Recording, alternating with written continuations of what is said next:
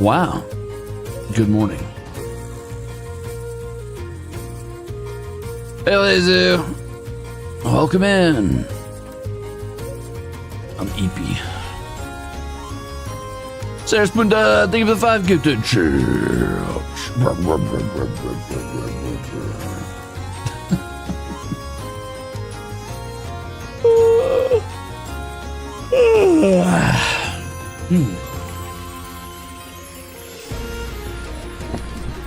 Oh, man.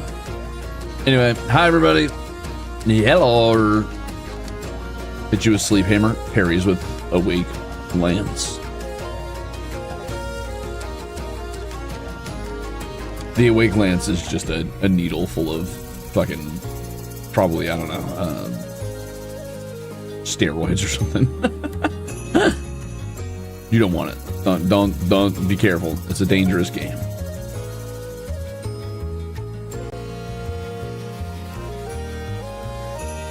Oh, adrenaline, that's what I was looking for. I was like, there's gotta be a word here that like is a type of stupid ass drug or something. You beat me to it. You're funnier than me. Skyla, thank you for 25 months of being an axhole. And I promise I'm saying it totally didn't spend 4 months watching over 200 VODs.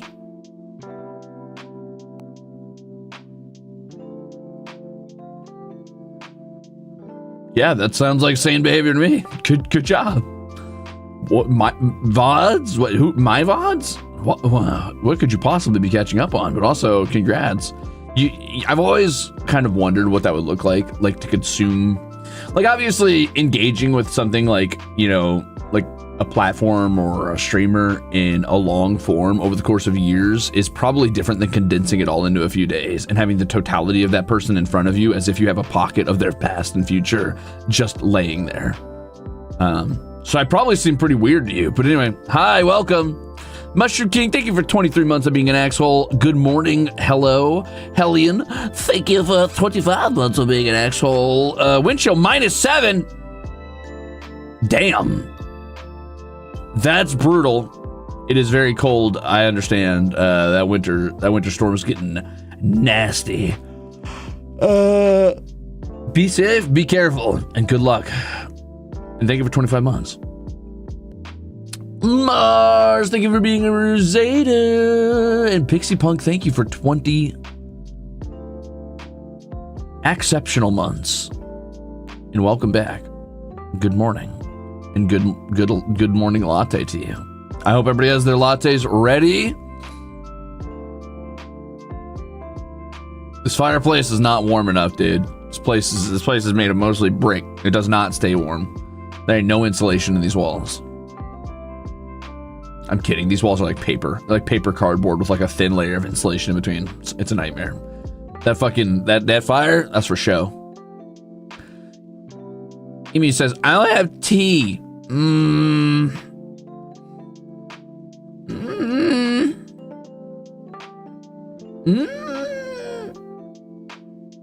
All right. I guess that'll do. Thanks for 23 months. I accept tea. Tea's are acceptable replacement.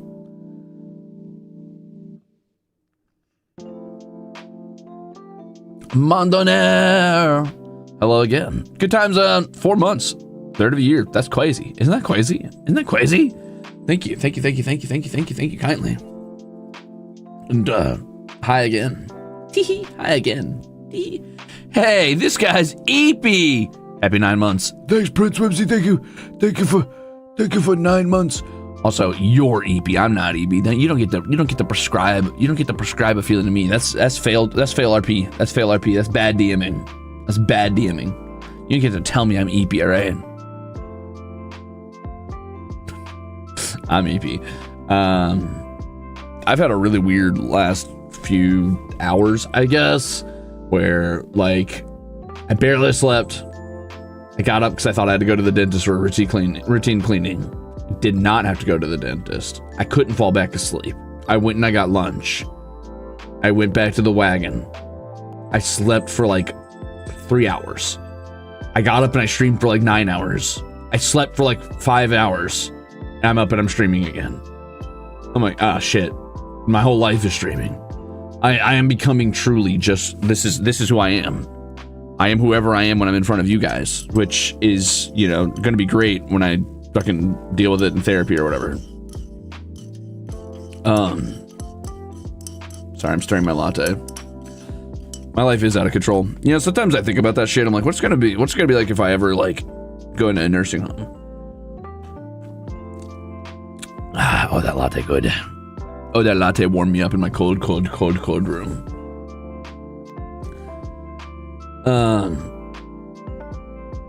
I'm always wondering what it's gonna be like if I ever go to a nursing home, you know, 5,000, 10,000 years from now or whatever, when I finally start aging. Because it's gonna be weird, right? Like it's gotta be weird.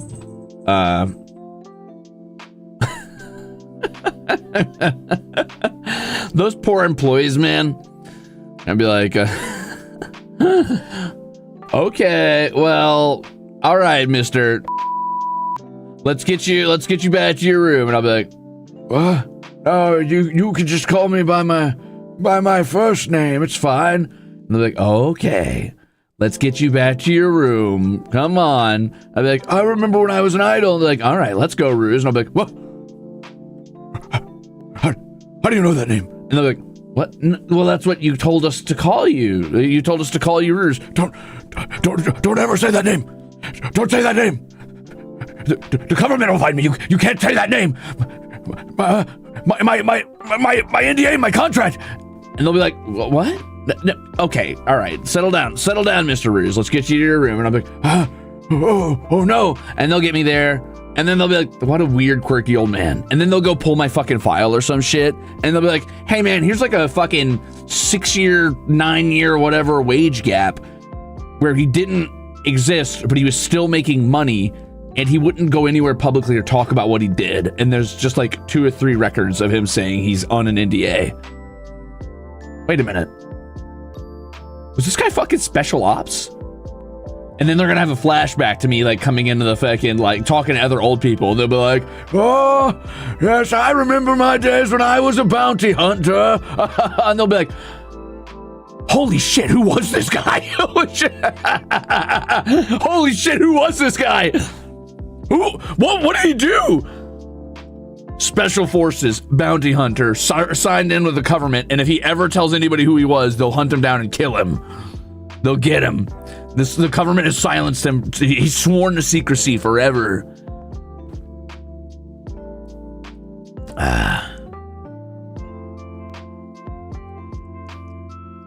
It's gonna be great when I get to the nursing home.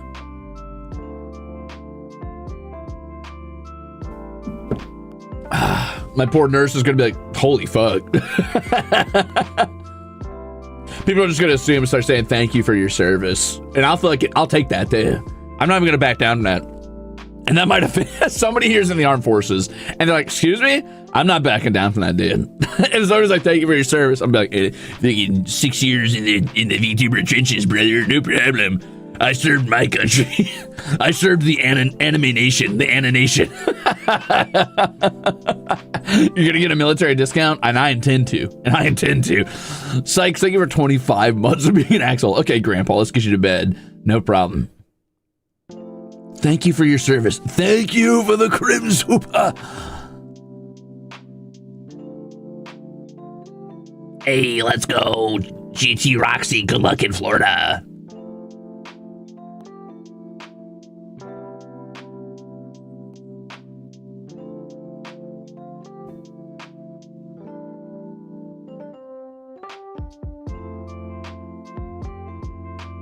Old Ruze, I worked for the government. Staff, oh no, he worked for the government for reals. They're not going to be able to tell the difference if I say government versus government. They're just going to think I have a weird lisp.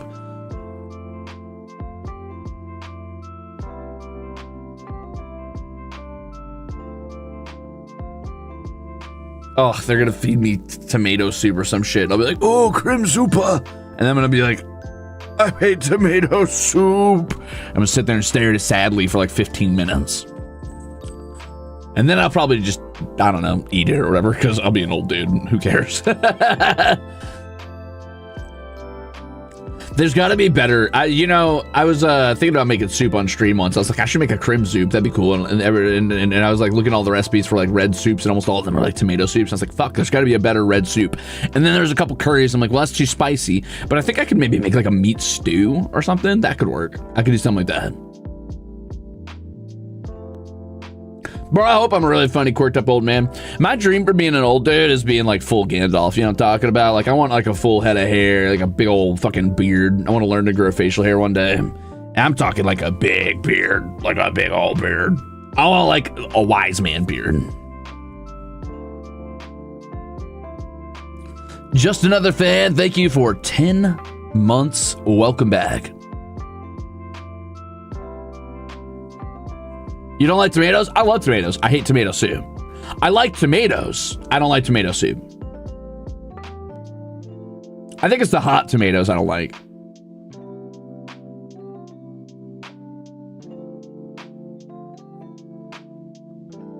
Maybe make a pumpkin soup and dye it red? I'll dye you red. But also, yeah, that could work. But I don't like pumpkin soup either.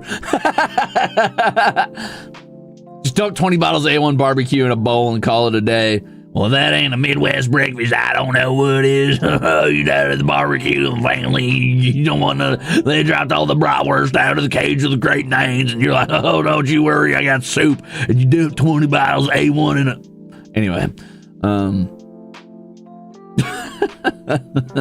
we're just stop being so picky. No, you can't make me. Rolling in on my lunch hour. Damn. Can I get some lunch, Sakura? I'm kind of hungry. What soups do I like then? Chicken noodle. Ramen. I hate clam. I hate chowders. Basically all chowders. I don't like borscht. I don't like rice soups. I'm not a soup guy, as it turns out. I really like I like a banging chicken noodle, and I will fucking crush ramen every day of the week. I like some veggie soups sometimes. I like miso. I don't even know what the fuck a bisque is. I'm assuming a bisque only exists for some fucking rich French dude. Chili's pretty good. Is chili a soup really though? Like, I don't think chili's soupy enough. You know what I mean? Like chili's like, calling chili a soup is like calling sloppy Joe a soup. It's like, yeah, really though? Really? Is it really though?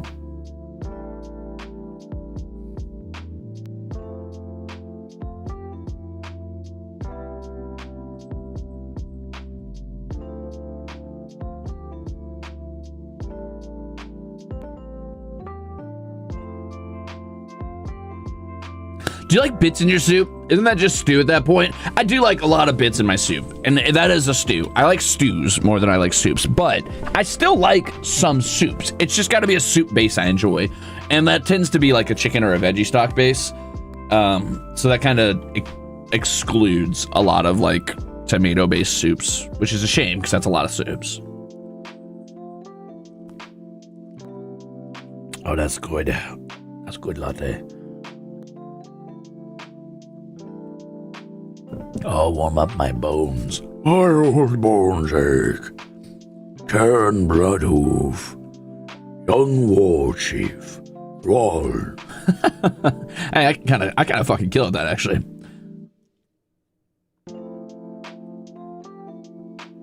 How about a bacon and chicken broth? Ooh, that sounds kind of good. A little cilantro.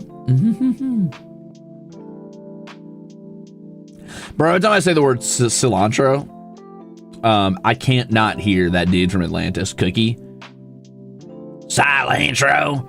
I got your 4 basic food groups. Beans, bacon, whiskey, and lard. Another day on company time, listening to Ruze while earning that dime. Damn, girl. Sheesh, you vibing. Thanks for that soup, by the way. I love that. That is the best kind of soup. Ruze soup beats everything else. Christopheles, which sounds like maybe the 4th Lord of Hell from Diablo. Thanks for being a Rusader. You got Mephistopheles, you've got Diablo, you got Baal, and then you've got Christopheles, Mephistopheles' kid brother.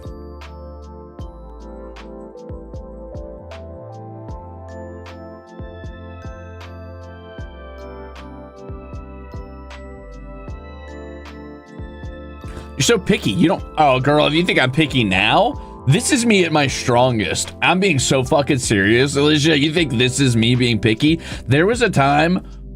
Listen, let me give you the list of things I did not like a scant 5 years ago. Things I would not eat. Cheese. Just any cheese. I would eat cheese on pizza sometimes, and often I would just pop the toppings off the pizza, take the cheese off, put it back on the pizza, the saucy bread, and then eat the toppings like that. I would not eat most tomato-based anything. I would not eat any bread but white bread and sometimes honey wheat. I would not eat fucking any dish with any level of spice in it. I mostly survived off of cheeseless pizza and fucking macaroni. That's about it. All right. I've grown exponentially in 5 short years. Schlin, thank you for 13 months of being a Ruzader. I offer my favorite soup, water. Oh, water. Oh, ice soup. Thank you for 13 months. Out of curiosity, was it a texture issue? I think it was taste and texture. I was just a picky kid, man.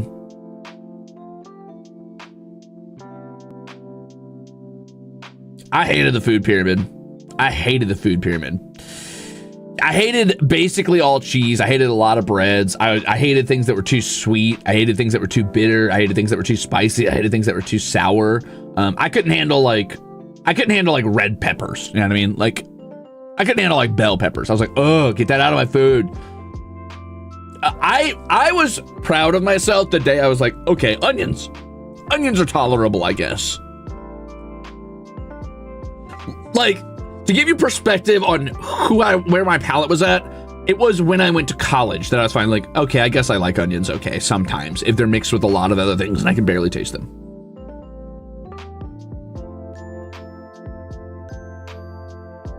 Bro was a chicken tendy kid. Oh yeah, I had my favorite foods and that's all I ate. I would eat a spaghetti, and you couldn't. It had to be specific. You couldn't put meatballs in it. I didn't want meatballs in my spaghetti. If you had meatballs in my spaghetti, I just wouldn't eat the spaghetti. It had to be ground beef because I felt like the meatballs weren't seasoned on the inside, so they tasted bad. But I ate spaghetti. I ate fucking peanut butter and jelly. I ate chicken nuggets. I ate, I don't know, fucking mashed potatoes. I liked potato salad. That was the height of cuisine to me. Still one of my favorite foods, though.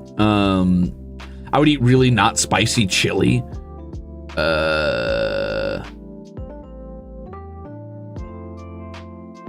Macaroni and cheese, which I know you're but you said you didn't like cheese. It's different. Trust me, it's different. To call that real cheese is a lie and an insult to cheese. I ate a lot of cereal around that time. So kids' cuisine meals. Yeah, basically I had a child's palate.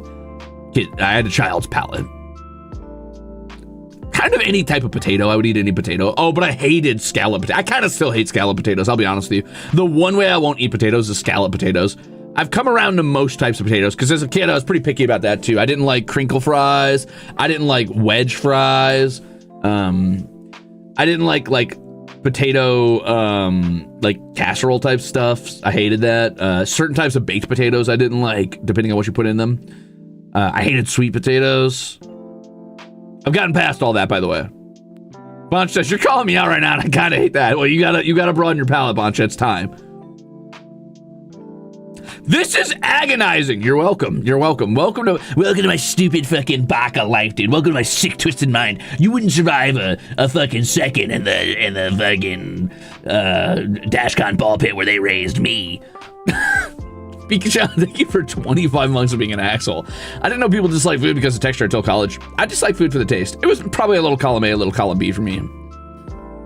What did you eat then? I already told you. I gave you my list of food I ate. It wasn't a lot.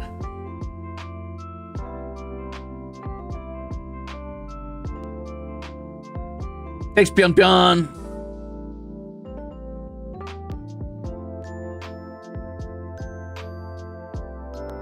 My dude disliked everything. I hated everything.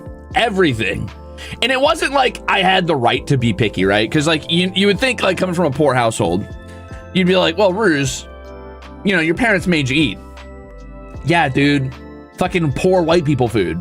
And it was cyclical. Like every week you had the same shit because you buy the same cheap shit to make the same cheap fucking meals. So I'd be like, okay, it's grocery day. Make yourself a sandwich. So I'd like eat like, because we went grocery shopping. That was enough effort. So my parents didn't want to make food. So I'd be like, okay, like I'd make a PB&J or a fucking like a disgusting ass fucking bologna sandwich. I can't stand bologna anymore.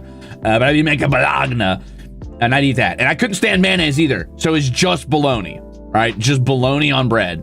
Honestly, most days, I would just take a ball of bread, ball it up, and eat it. Like, I would ball up 2 slices of bread and eat those and be like, I'm good. And just chill on those, like, make your own fucking meal days. And then the next day, it was a spaghetti because it was easy to make, and my parents didn't want to cook a lot, and they could have it as leftovers the next day. So we'd eat a spaghetti and have spaghetti again the next day. And then the next day, it was cheap microwavable pork chops and mashed potatoes because there was a lot of it and it was easy to make and we could have it as leftovers. And the green beans out of the can. So we'd eat that. And then the next day, we would probably have, what else do we have? Sometimes on a good week, as a treat to my dad for working so hard, we would have like cheap, like really cheap, really low grade, like steaks. And usually with more mashed potatoes. So if you're ever like, well, Ruze, how are you so picky? Because I ate the same 5 fucking meals on repeat, dude. I ate the same 5 fucking meals on repeat over and over and over again throughout my youth. And some days I'd have chicken nuggets. I didn't have a fucking pizza roll until I was like 18. Like, we couldn't afford pizza rolls, brother. And then I was like, whoa, my world's opened up, dude. These have spices and flavor. Oh, and then Fridays were really banger days because we'd have those cheap little fucking Bostino's cardboard pizzas that cost like $1, maybe. And we'd all eat in the living room and watch fucking whatever shitty show was on at like, I don't know, 7 p.m. or whatever before I had to go to bed to go to school. And you just watch whatever the fuck was on, I guess.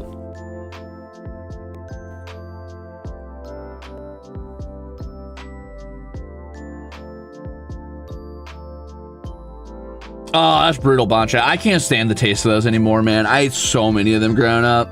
You know what's crazy, though, is I still crave the taste of the square pizza that I got at school.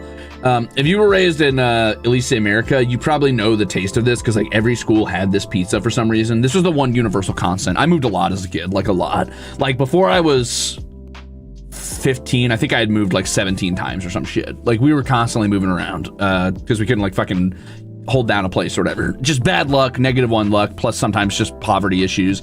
Like, you know, one place gets flooded, one place burns down, et cetera, et cetera. Just living that full fucking, I'm the peasants from Hercules. Like, I remember the flood, oh, the fire, and the earthquake, whatever. Anyway, I moved a lot. But the one universal fucking constant was every school I went to had that exact same square pizza, that rectangular pizza that was always like the greasy, not greasiest, but like plasticiest cheese you've ever eaten with like the cheapest sausages on it. And for some reason that shit fucking banged every time, dude. I would eat the fuck out of those. Like, I would eat those pizzas like it was saving my life. Like, I was a fucking soldier in the goddamn trenches, and those were my field rations, dude. That was my Limbus bread. One pizza slice could feed a grown man for 4 weeks type shit. Like, give me that pizza. Let me... That shit fucked. I don't know why. I still can't stand the taste of most Beambos or whatever pizza, but like I still want to go back and eat those tasty fucking pizzas, those fucking shitty school pizzas, and I know they weren't even that good. It probably was saving your life, Ruze. It probably fucking was, dude. I was probably alive thanks to that pizza. I was alive thanks to free school lunches. A big shout out to you, fucking big brother, for looking out for me on the free school lunches. Thanks for that, by the way. I would have been dead.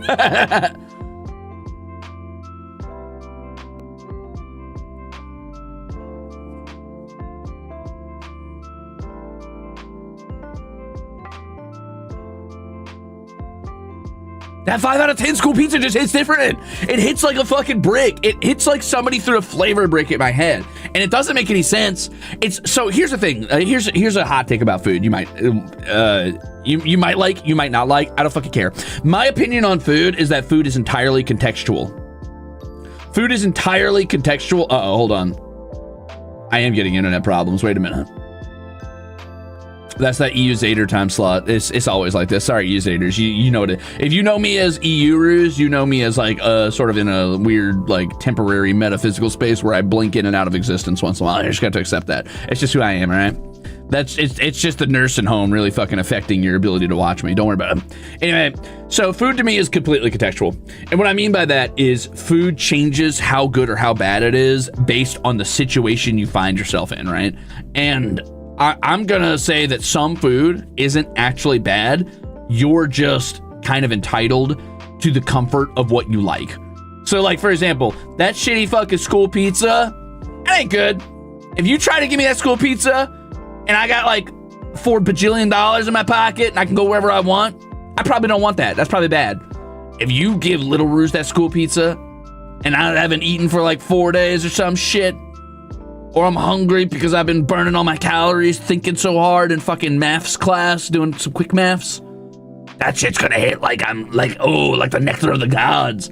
I'm Adam and Eve, baby, and the serpent just rolled up in a lunch lady bib and said, hey, kid, you want some pizza? And I said, hell yeah, I do. Yes, give me eternal knowledge.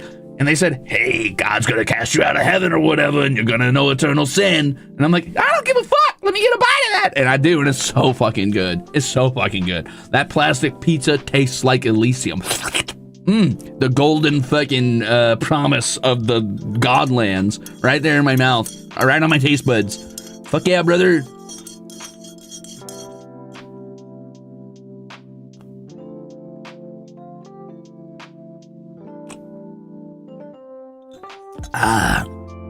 That's tasty, dude. That's tasty latte. Oh, and the milk cartons, dude. The milk cartons are different. Okay, here's the thing. I was a drink girly. So you're like, what did you eat, Ruze? Fucking nothing. But I would drink all of my calories. Hold on, my internet's crapping itself out.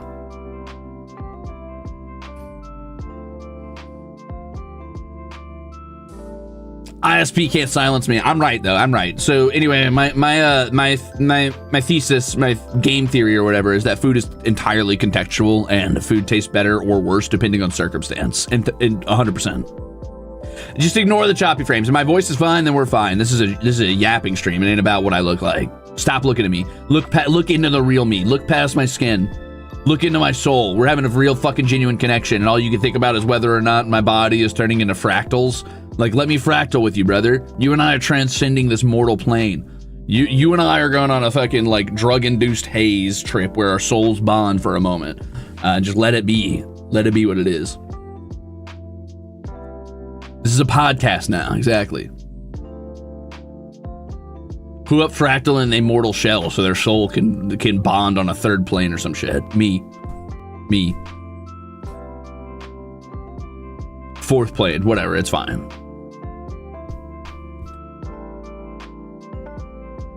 Drugs are bad, but okay, this is a different type of drug. This type of drug is called fucking enlightenment. Not all drugs are bad. You can't say drugs are bad because you take drugs every day. I'm taking a drug right now. It's called caffeine. Anyway, I was a drink girly as a kid. I got almost all of my calories through liquids.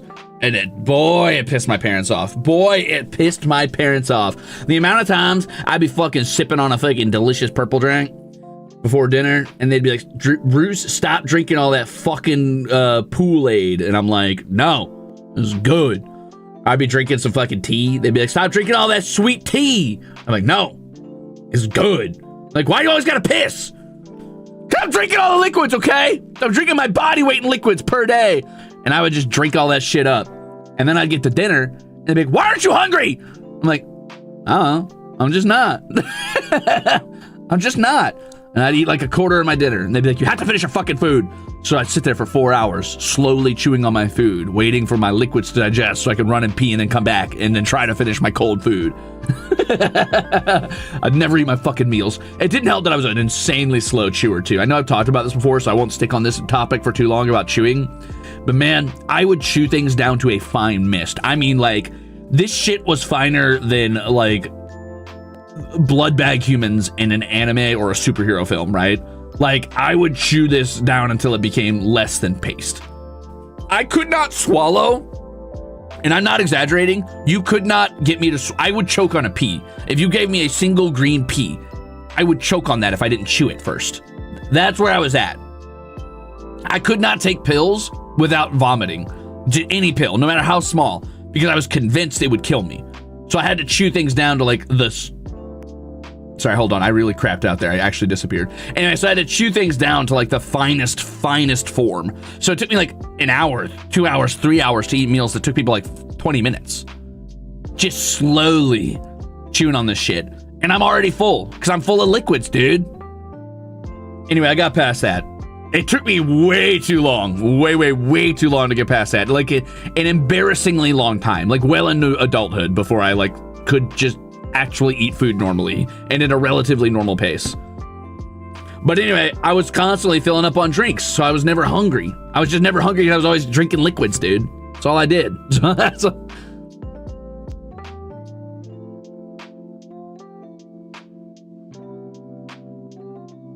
I can't take pills without a liquid, Tingate. I'm not there yet. I still gotta, I gotta trick my body. What I do is I put the pill, I take a swig of water, I put the pill in my mouth really fast, and then I take another drink of water, and I just try to convince myself I'm just drinking water. Like big gulps of water.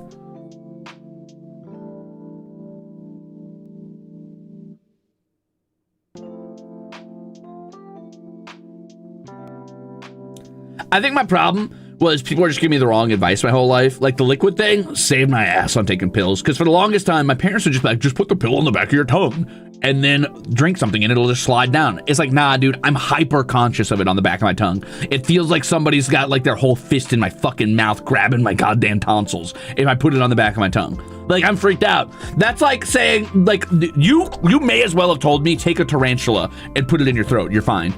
You may as well have told me the same fucking thing, because to me, that's what it felt like. It felt that big. Like, you could not tell me a worse way to swallow a pill, but that was the advice they gave me.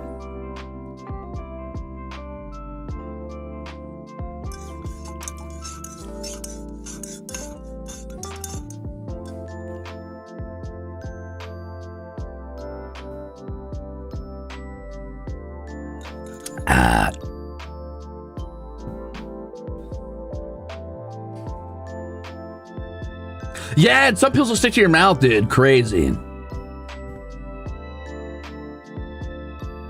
it's the powdery pills. Woo! I remember one of the biggest betrayals of my life, and my mom never did admit to this. I think it's the funniest thing that this is the only time she's ever like out. Don't get me wrong, every parent, if you don't think your parents are fucking lying to you, you're operating under a grim delusion. Or maybe a very pleasant delusion, but your parents lie. Time when confronted and demanding direct truth, my mom genuinely would not admit the truth and just outright lied to me and just never like fucking owned up to it. But once I was really, really sick and she was like out of her mind, frazzled about it. She couldn't figure out what to do. And I refused to take pills. I refused to take any medicine. And she was trying to figure out how to get me to take some pills because I'd been sick for like 2 weeks. Like it was getting out of hand. Like I'd been really, really sick. So eventually what she did was she ground them up in a powder and put them in some ice cream. It's like, here's some ice cream. And she didn't, she wasn't sly about it. There was no reason to give me ice cream. And it's not like we could like, ice cream was a regular treat for us financially. So, you know, it's like, I don't know, 6 p.m. She's like, here's some ice cream. I haven't even eaten dinner yet. Hold on. I'm getting some lag. 1 second. Damn, Baker really hates me right now. Like really bad. Anyway, it's like 6 p.m. Wait. It's 6 p.m. I haven't eaten dinner yet. And she's trying to slide me a bowl of ice cream. And I'm suspicious. I'm like, I'm not a dumb kid. Like, I might be 10, but I'm smarter than, you know, smarter than I look. I've smoked my grandpa at chest at this point in my life. I've got a little brain on me. And I'm a little fucking lollygette myself, right? I'm deducing shit. I'm figuring things out. I know you're motherfucking Kira, and you slid the death note into my fucking ice cream. So I'm like, hey, did you put my pills in this ice cream before I start eating it, right? And she's like, no, I didn't, Ruze. I'm like, Mom, I don't care. I'll eat the ice cream with the pills in it. That it's not about not taking the pills, Mom. Like, I don't care if I take the pills. I just can't swallow them. I can't do it. I'm sorry. She's like, no, I didn't put the pills in your ice cream. Just eat your ice cream. And I'm like, okay. I start to eat the ice cream. Sure fucking enough. I taste the bitter fucking zesty tang of deceit. on this ice cream. The bitter fucking blast of like Ryuk's taint having teabagged my fucking ice cream. And I'm like, hey, wait a minute. This ice cream's fucked up. I'm like, Mom, I taste the pills in this ice cream. It's okay that it's in it. I just don't like that you lied to me about it when I directly confronted you. It's okay. I will still eat the ice cream.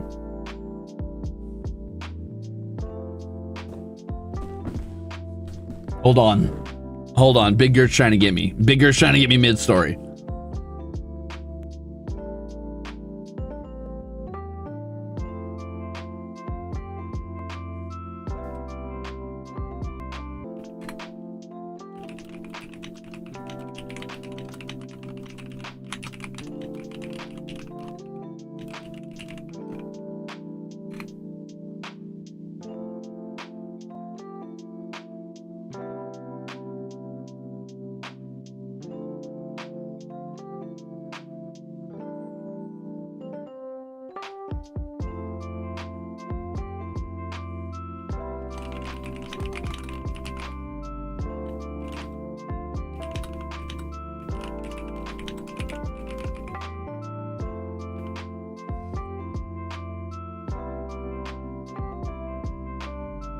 The threat of calling in and of itself was enough.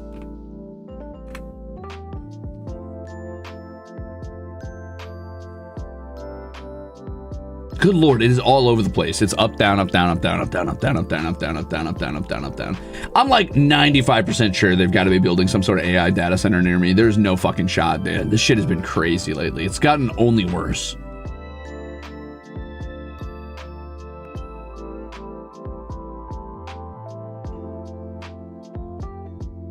Thanks, Juno.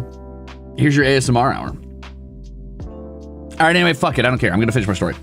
Anyway, my poor mom. Raising a smart kid's got to be a nightmare. And I know most kids are smart, but I was a little too perceptive for my own good. My mom would constantly be like, you have an old soul. And I'm like, uh-oh. That's probably not a good thing. At the time, obviously, as a kid, I was really proud of that. But now I realize I probably had trauma.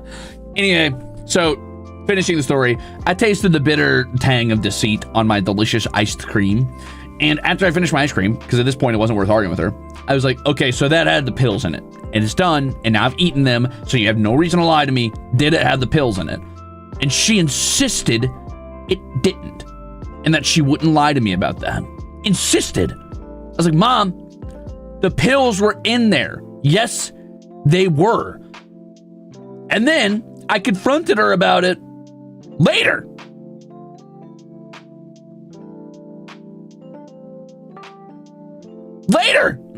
Like later in life, and she was still like, no, I didn't put those pills in that ice cream. I don't even remember that incident. What are you talking about? I don't remember this day. I'm like, I remember this day because you had lied to me to my face. I know you put the pills in there. Like, I'm aware you put the pills in there. All you had to do was tell me the truth. All I wanted was that you would, like, when directly confronted with, like, irrefutable evidence of me crunching on pills that weren't quite crushed up and eating the dust, that you would tell the truth to me when I confronted you after I said you would still get what you want out of it. And she's like, no. I'm like, I want the truth. Very annoying. And she's not the type of person, she's like not the type of mom who would like hide bitter truths from me. That's what was really annoying. Is she would tell me some shit, right? Like, she was aware I could handle it, that I was mature for my age or whatever the fuck you want to say. But about this one in particular, she just had this weird ego about having been caught in the lie, I guess. Or I don't know, people are weird, man. Like, people have like weird foibles and they don't always act like their character sheet says they're going to act. So sometimes extenuating circumstances will cause them to act out of character. My mom was not like a known liar necessarily. She was pretty honest with me most times, often, like more than I probably deserved as a kid, more than she probably needed to be honest with me. Not like in a mean way or a bad way, but this one time she insisted she didn't do that and she would not give me the truth. And I remembered it like way too long. I still remember it obviously because it's the only time in my life I could truly say when confronted, she still would not give me the truth.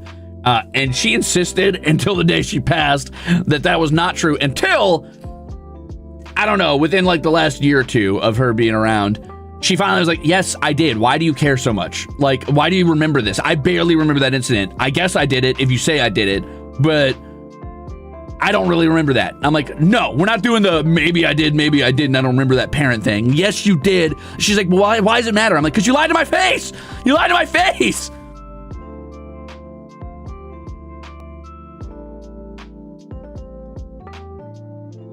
She was not right, Willow Huckleberry. If you are confronted by your child about a direct lie, tell the fucking truth, unless it's something that is going to hurt them mentally to know. And there are very few things that would have hurt me more than I was hurting myself mentally.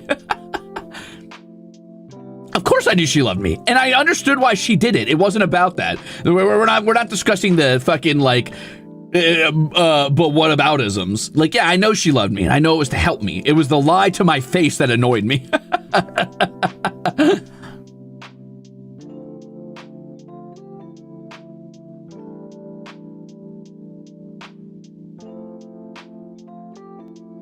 Do parents all have the same script? It's a human script. It's not a parent thing. So I think a lot of times we like tend to delineate people into these like fucking individualized like pairings or groups, right? And like parents belong in their parent box of like, you know, when you're 10, they're like irrefutable like authority figures that you can't really like debate with, and they know everything about everything and they've got it all figured out. And then when you're like 8, like a teenager, they're fucking dumb and behind the times. They just don't get you, man. But they've still got it all figured out, and they're boring, and they're kind of just NPCs there to make sure that you're fed and clothed and feel loved, but they're just kind of annoying and they're in your way of your fun. And then when you're an adult, you realize that they're also just dumb kids who don't really know what the fuck is going on, and you get disillusioned about your parents, and maybe you hate them, or maybe you like pity them. For me, it was the pity route. But then when you're like fully an adult, you realize, I am the age my parents were when I was like a fucking 5-year-old. They had no idea what was going on, because I have no fucking idea what's going on. Of course they didn't know what was going on.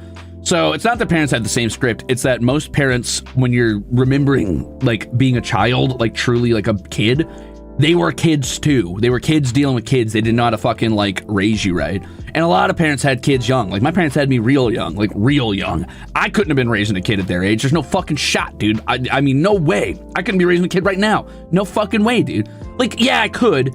And I'd probably be like, I've been of the opinion for a long time I'd make a really good parent, like a really good dad. I've got a pretty level head. I'm pretty okay at giving advice. I'm pretty fucking solid on like the divine wisdom of the eternal self shit or whatever. But I don't want to do that. That's the problem with parenthood, is that most people who are like wise enough to be good parents, I'm not saying everybody, but I'm saying most people who are wise enough to be good parents are wise enough to choose not to be parents. And I'm not saying that it's unwise to be a parent or that you are inherently stupid for being a parent.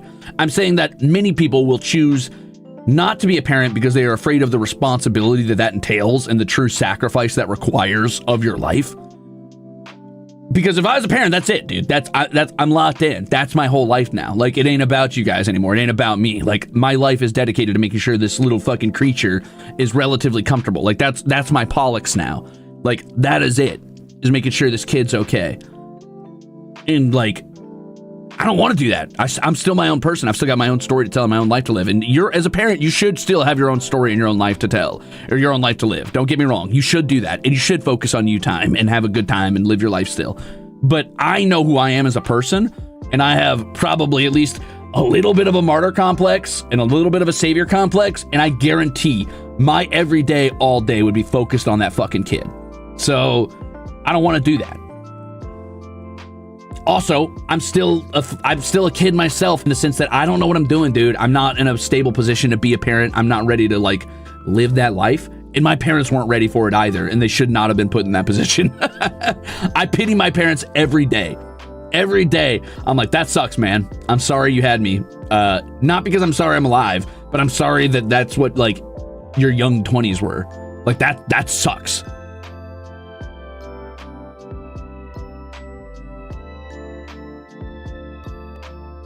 Yeah.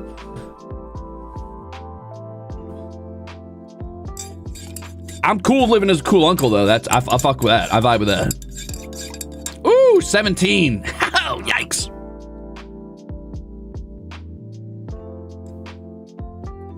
A lot of sacrifices is true. I think that's the scary thing about parenthood. You kind of lose personhood from my own experience anyway. I think it's hard to hold on to personhood and parenthood at the same time. I mean, it's hard enough to hold on to personhood while you're working a 9 to 5, you know what I mean? And then God forbid you're under the poverty line and you're working like 2 to 3 jobs. I mean, before I was a fucking bounty hunter, right before I was an idol, I was working 2.5 jobs. I didn't feel like a fucking person. I didn't have time.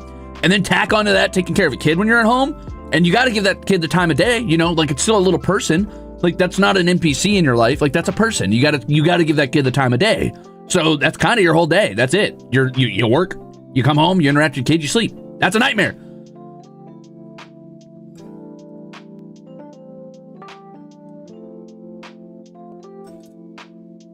Anyway, my bloodline ends with me. The eternal curse of my lineage stops here, thank God. I hope to end my, I pray this is the final arc of my existence.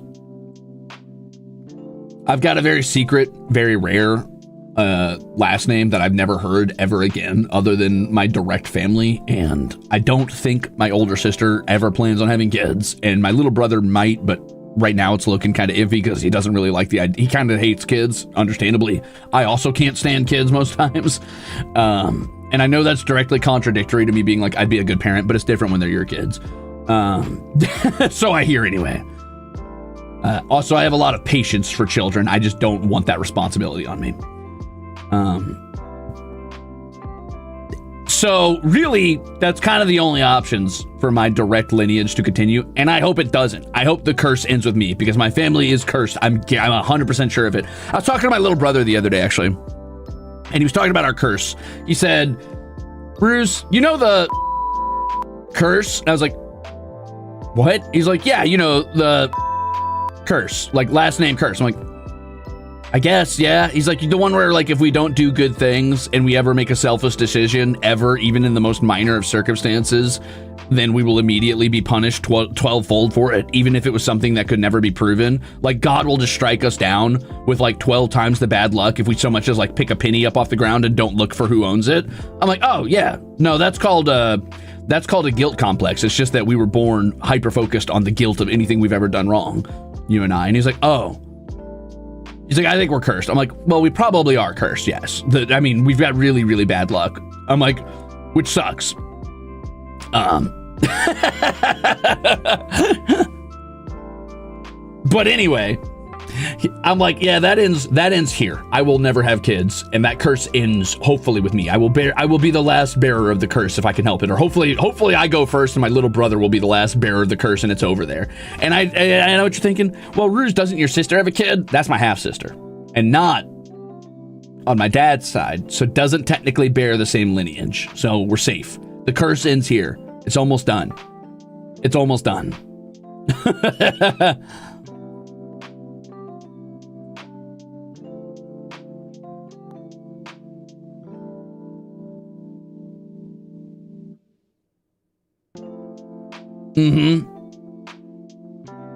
I don't know. I've never played Edith Finch. Cursed family? Maybe. I've definitely probably got the worst luck and the best luck out of my siblings in many ways. Like, where it counts, I think I have very good luck, as in, like, I think I won a lot of the genetic lottery in some cases. And, you know, obviously I was a bounty hunter, which wasn't the best gig, but not the worst gig. And then I landed this whole idol thing, so that was probably pretty good luck. I survived multiple almost deaths, so that was probably good luck. But my day-to-day luck is horrid, like at all times. My day-to-day luck is so comically bad, it has become a part of my personality. I have it marked down on my character sheet, like bad luck. It's a real thing. I grew up not believing in luck. I kind of still don't believe in luck. There's the very scientific side of my mind. It's like, luck doesn't exist. But at this point, the people around me are like, Ruze, you can't not believe in luck. Like, you kind of have to believe in it at this point. I'm like, well, chaos theory just suggests that, you know, somebody's got to have ill fortune all the time, but it's not like a true force. It's just numbers don't add in my favor a lot of times, and that sucks. And they're like, well, what is that but bad luck? I'm like, yeah, okay, I guess so. I guess I just had bad luck. Are you saying you're the hot one? I'm saying that as a kid, none of us were the hot ones. Well, actually, my half-sister was probably considered, like, conventionally attractive. She was pretty popular. as a kid, none of us were the hot ones. We were all dorky little fucking nerds. As an adult, I think that I would be considered probably the most stereotypically conventionally attractive, but that is a very... That's an unfair judgment call, because I think that like I have different beauty standards than society, in that I think a lot of people would say I have a very neutral anime-esque face. Like, look at me, look at this jawline. You know what I mean? Look at that chin. Look at that perfectly squared fucking angle there. But I don't think that makes me like naturally more attractive than my siblings, because I think that my siblings have more unique like structure than me in many cases. Like my little brother is very tall, and kind of like thin. Little dork has to wear glasses all the time, and I think that's funny. Dweeb. He has worse eyesight than me. Fun fact, and you're gonna love this. This is real, by the way. His birthmark is on his eye, so he's got all these gray splotches on the whites of his eye. But anyway, he has to wear glasses because he's a little fucking dweeb.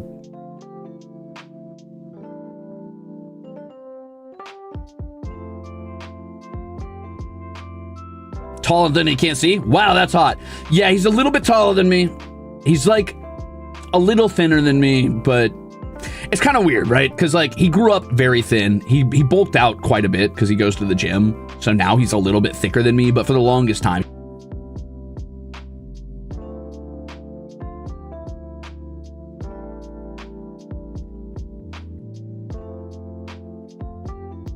Oh, we're back, baby. Let's go. Okay.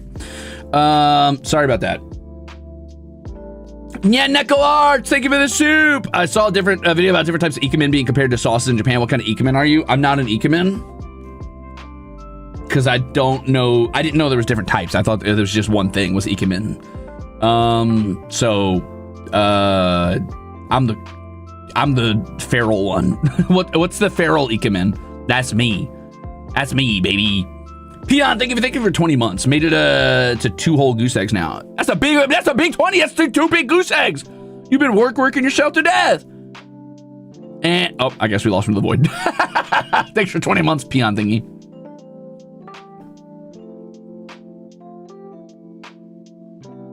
EK, man.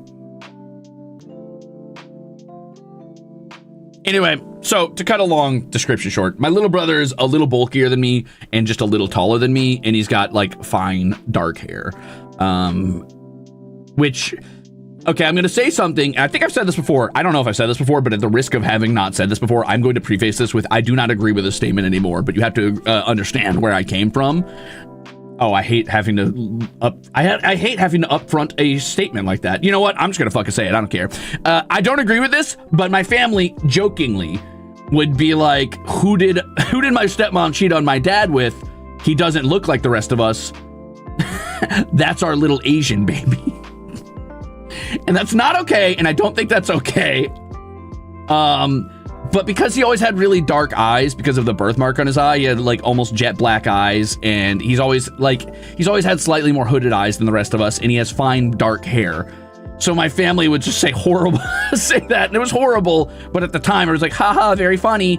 And they would make fun of him for being adopted. All my siblings would be like, aha, you were adopted or whatever. That was so fun.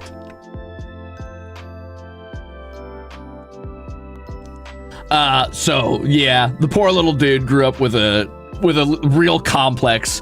I always have said that like my oldest sister got our like Scottish Irish blood because she's always had like this sort of reddish brownish hair and a really stocky build, and she's like super tall. She's like 6'7" or some shit, 6'8", 6'9", something. She's huge. And then my half sister has always been sort of like darker toned and has like dark brown hair and has always been very curvy, I guess. My poor little brother's always been tall and wiry and has like fine dark hair. And then I've got probably our French Germanic blood. So I've got like a pretty standard, like middling of the road. Like, I don't know, like I'm average height, average build, average facial structure, just whatever.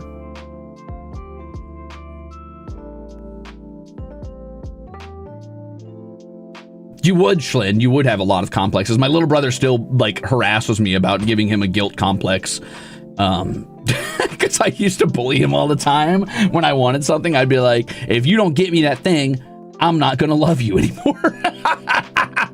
Which is evil in hindsight. But as a kid, you know, you say some cruel shit. Children are cruel. They don't recognize it. Hey, Big Am, what's good, gamer? Brienne, despite life taking forever, I'm still here. Hope the snow this week can treat you well. Same. Thank you for 23 months. Stay warm out there.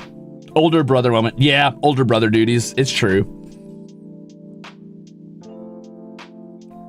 Hater since you were a child. Yup.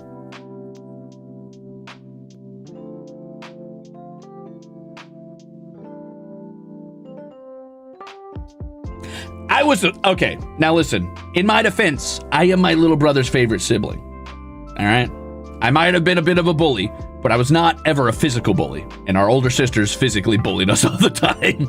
The amount of scraps I got into with my half-sister, dude, like, I mean, like, hair pulling, fucking, like, full-on punching.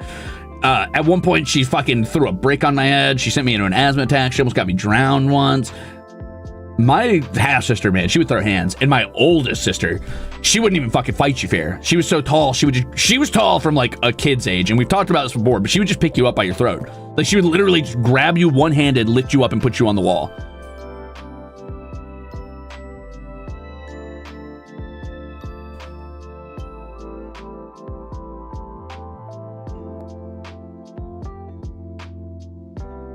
Okay, so it wasn't a brick, Maven. It was actually a cinder block, and it was only a half of a cinder block. She threw it on my head because I wouldn't move. I was playing around in the yard with some ants. I was like looking at ants and watching them do ant stuff, and she wanted to throw a cinder block at that place, and I was like, no, I'm watching ants. She's like, move. I'm like, no. She's like, move, or I'll throw this at your head. I'm like, no, you won't. And to her credit, she fucking stood on business. She threw that cinder block at my head. It doinked me real good. I bled for a minute. Cosmic Collision says, Parenthood. Spent 5 hours fighting a 2-week-old baby to eat from the main source. You have to show that. Whoa, that's brutal, brother. Listen, let that baby starve. That's natural selection. Thank you for the soup. I'm kidding. Don't let your baby starve. You're very diligent to fight that battle, and good luck.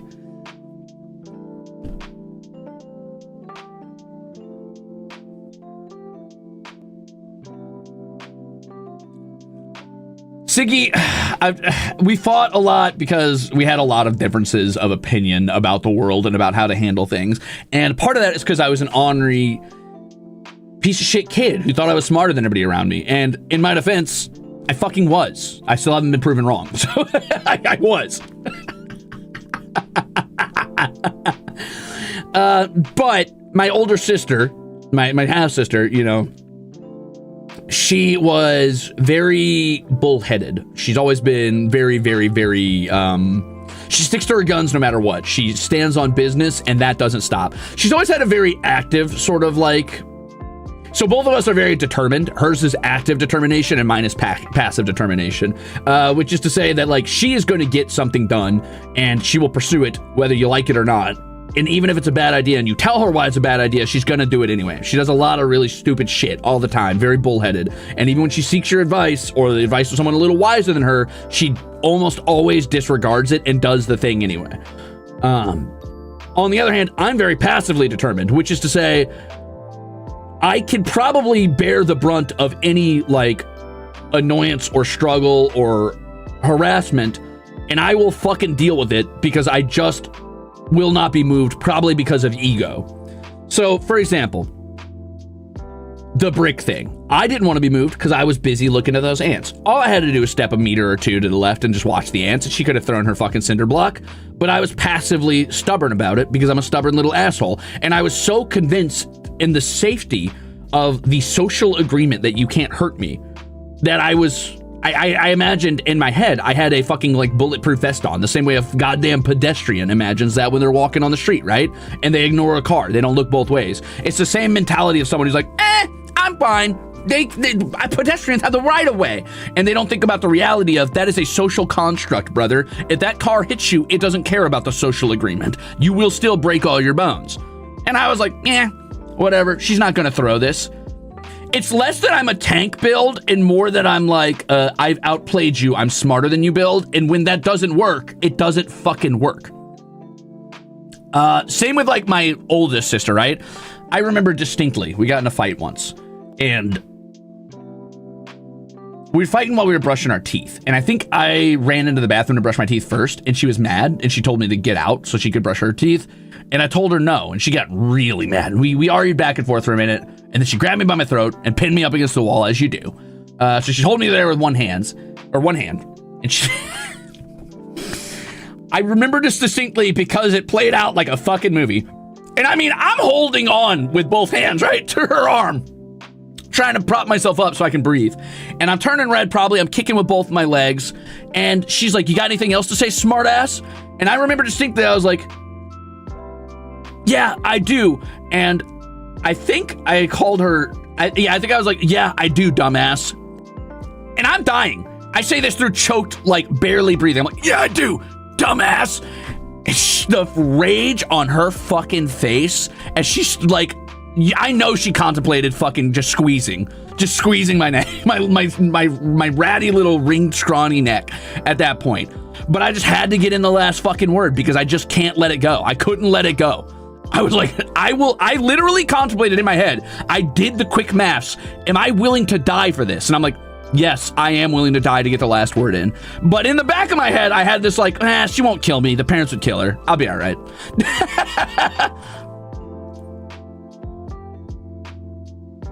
I was very much the little Loki to her Thor in many ways. I was kind of a little shit a lot of the time. I was convinced I had outplayed most people in my life most of the time. So that's kind of my passive, like, I can deal with any pain as long as I get to say the last word.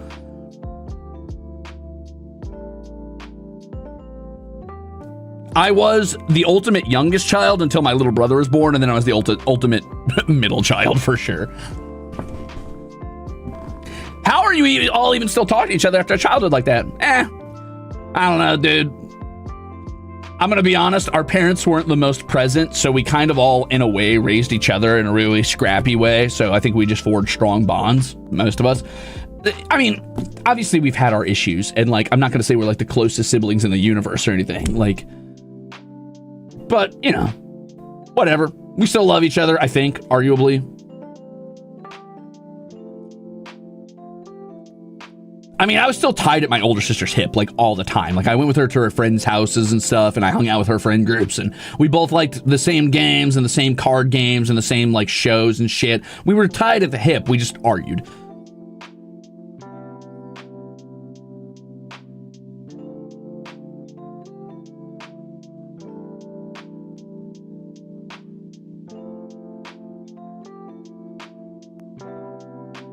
I mean, don't get me wrong. There's been a few moments where I've had some real rough issues with most of my siblings. Not my little brother so much. I think my little brother is like, he's unfortunately, I gave that kid a complex. Maybe not me. I think us as a sibling group gave that kid a complex. My little brother grew up. If you asked my little brother what he wanted to do growing up, he would answer, and I'm not kidding, be Ruze's butler. I'm like, fuck. Oh no. Oh no, shit. Uh-oh.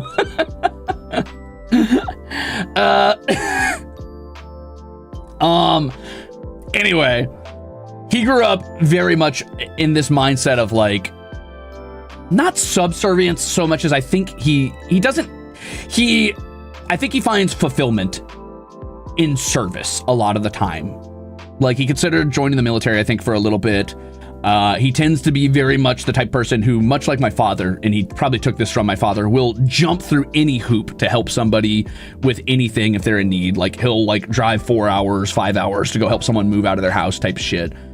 And he feels incredibly guilty if he doesn't give someone the time of day. And I get that because I also inherited that, but I also inherited a good amount of ego to not become like somebody who feels they constantly need to be in service. I feel a moral obligation to help people, but I don't take the same identity from it. Like, I don't identify myself by that. I just identify myself by doing the right thing.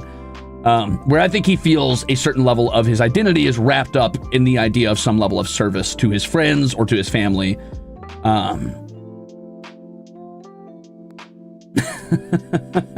So I think he's still very fond of all of his siblings and gets along pretty well with all of us. My older sister and I have butted heads for a while, not because we don't like each other, but because we're too similar in many ways, I think. Kindness says, I'm one of 7. Fights with a way like, damn, 7? Yeah, I bet so. I love to hear that you're still best friends, though. Also, thank you for the soup. But my oldest sister is, unfortunately, she shares in my very... She is very neurotypical like me, but in a different flavor, I think. And I try to forgive her qualms, but boy, she has quite a few of them. She grew up with a lot of anger issues, and around the time I was 12, I think is when I started kind of like feeling that it was my responsibility in social situations and when dealing with like adults or figures of authority to step up and be the face of the party, so to speak, and speak for her, which was a problem because often she would recognize I was doing that and nothing would set her off more than me like trying to take the reins and have a level-headed conversation. It's like telling someone to calm down when they're angry. So if she recognized I was doing that, she would get really, really pissed off really quick. And we had that kind of dynamic where I was kind of acting as the older sibling a lot of the time because I had a cooler head, and that made her very angry. And she was also just somebody who would get mad at the drop of the hat about stupid shit. And she's leveled out in recent years, by the way, just throwing that out there. But it caused a lot of friction between us. And on top of that, frankly, and I'm not going to sugarcoat this, and I know she sometimes watches my streams, so I don't think this about you anymore, just so you know. Well, maybe a little bit. You have this trait sometimes. But she was very selfish as a kid. And so was I, in my own way, as kids are. But I remember one thing that really fucking broke my trust for a bit, and I've since reconciled with this, so don't worry about it if you're watching or if anybody's watching. I remember one thing that broke my trust a little bit was I had just moved out, and I had just, for the first time ever, left like the state where I was raised to go seek my own fortune or whatever and live my own life. And I called her at one point. I was having a really bad week. I had worked like 3 shifts or something. I'd worked at like both my jobs and my part-time job. And she called me, actually. She called me to talk about some game she liked. And we talked for a bit, and she was talking about, I don't know, probably Final Fantasy 14 or some shit. And I listened to her talk for like an hour and a half, and I was already really tired. And I fucking like sat there and listened to her talk for a while. And then eventually, I remember I tried to find a point in the conversation to jump onto a something I was interested in at the time. It was like a show or a game. Or maybe I was talking about like going to my first convention or something. And I will never forget this because this did hurt. This cut deep. I started being like, oh yeah, that reminds me of this thing. And I talked for about 15 seconds or so before she was like, I don't care about that. And then continued talking about what she was talking about. And I was like, oh. And I was, at the time, I think I was hanging around with like 3 or 4 friends in my friend group, and they were all kind of talking to each other, but I was talking loud enough that they heard her on the phone, and they saw my face fall, and they're like, well, what happened? What's wrong? I was like, nothing. I was like, nothing. And I'm not the type of person to wear my feelings on my like sleeve. I'm pretty good at disguising, like, I mean, I was hanging around friends when I was fucking out of my mind, zooted, tired, right? Like I had just worked a ton of shifts, and I was still hanging around and having this call. So I'm pretty good at keeping a stoic face. I still seemed like I was having a good time, but I remember my face fell so fucking hard at that point, just like drooped. And they're like, what's wrong? I was like, nothing. And the one who was close to me is like, I fucking heard that. And they're like, hang up that phone. I was like, nah, it's fine. I'm like, it's my sister. And they're like, well, I don't give a fuck. Hang up the phone. I was like, it's fine. I'm going to go finish this conversation. So I went and I finished that conversation, but I cut it pretty short. I talked for like 10, 15 more minutes. And I was like, okay, I got to go. But man, that fucking cut.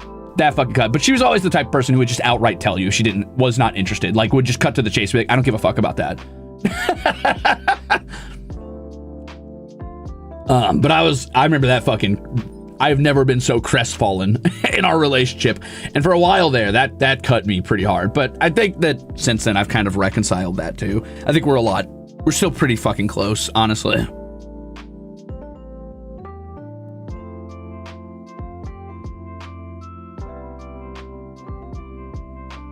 Yeah.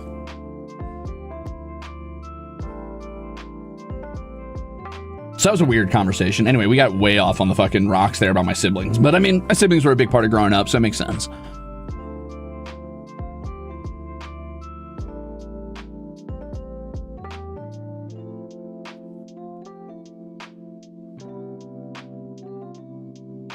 What did I miss?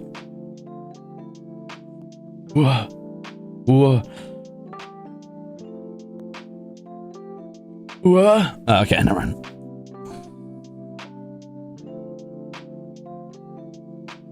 That's brutal, Pixie Punk. I'm sorry.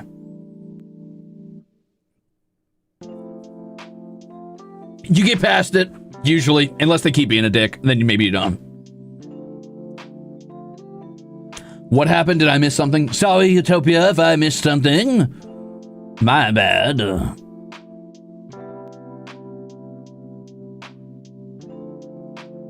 I got totally thrown off track.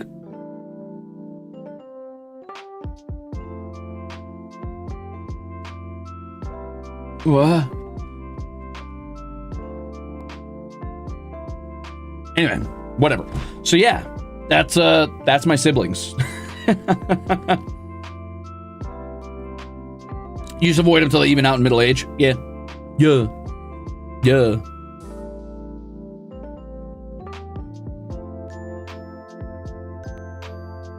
Well, that's always going to happen. Why is YouTube showing handles? That's always going to happen at some point. I'm sorry, Clippy, that your paperclip parents, that mommy notepad and daddy paperclip didn't fucking weren't that interested. My parents tried their best. God bless their fucking little souls. But boy, they did not give a fuck about Pokemon. And I don't blame them.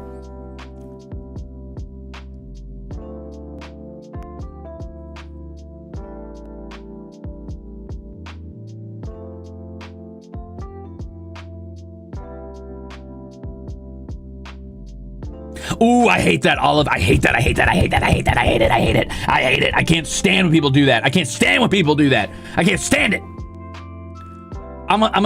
Okay, so I'm a notorious game hopper, right? And I'm usually like abreast of games before most of like my associates or like whatever friend groups that I've had. Not that I've ever had any friends, but you know, acquaintanceships. And often, my older sister's really guilty of this. I will find a game long before them, and I will pick out games to their taste, which I know to a fucking T. I'm like, you'd fucking love this game, brother, and I'm gonna be binging it for like 2 weeks, and then I'm never gonna play it again because that's just the kind of fucking person I am. And they're like, nah, that doesn't look like it's for me. Nah, not interested. Nah, I'm good. And then I hear like fucking 3 months later, 2 years later, hey, I found this really cool game, blah, blah, blah, blah, blah. This game you were playing 2 years ago, and you fucking binged for like 2 or 3 weeks, and I could have played it with you, but now I'm consuming it late. I'm like, you son of a fucking, you piece of shit, you garbage, you were the scum on the bottom of my fucking shoe. I don't ever want to talk to you ever again. You were the barnacle on the asshole of the whale. How dare you?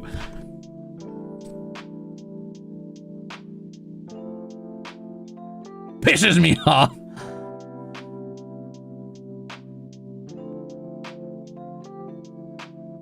Hop on Darker Darker or Hunt Showdown? I can't do that right now, Mr. Gooseberry.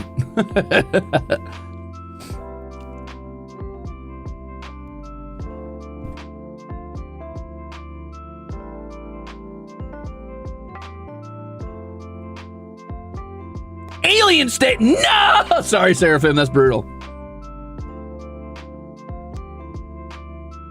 Yeah, of course I figured you out. You fucking said hop on Digimon Age of Wonders 4. Yeah, I figured you out. Yeah, I figured you out.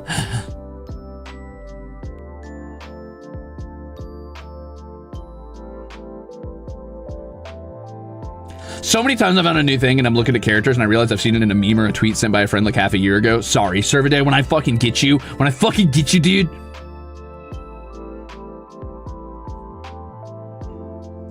Now, in their defense, most people probably do not consume media in the way I consume media.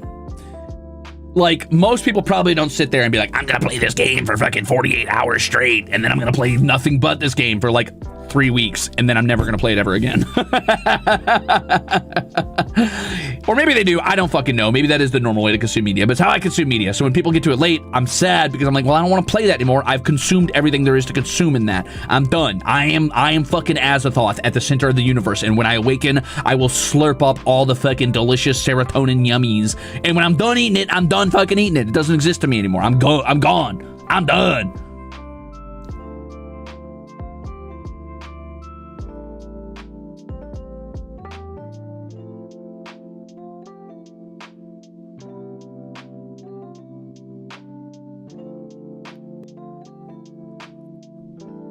Matthew, he says, is there going to be a Zomborino anytime soon? B42 MP is a spicy meatball for sustaining larger groups like the communicators or the community farming and ranching being a possibility. My inner loot goblin hungers. You can ranch now? That's kind of cool. Well, maybe there will be. I was about to cancel my server on that, actually, because I've been paying for it passively for no reason. But maybe I will hit another one of those soon.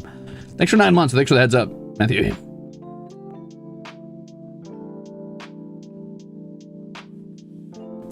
Yeah, I'm kind of a hyperfixator, if you haven't noticed. I'm kind of a hyperfixator, which is what makes streaming so hard. It's why I feel so disconnected sometimes to the games I'm playing, because spacing it out over the course of weeks drives me insane, and I just want to play it back to back to back to back to back to back, but I know that's a bad idea, so I've been training myself out of it.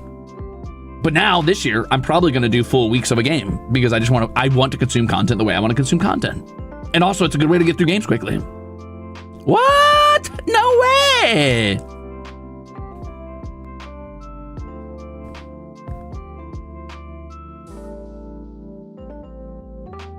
But because I hyperfixate, it is hard for me to align with other people and get them to like the things I like at the time I like them. And they often get to it later than me, and that makes me sad. But it's not the end of the world. It's okay. However, I will say this has been a good thing, too, in my life, because it's made it so that I meet a lot of, like, random people on games. And this is both good and bad.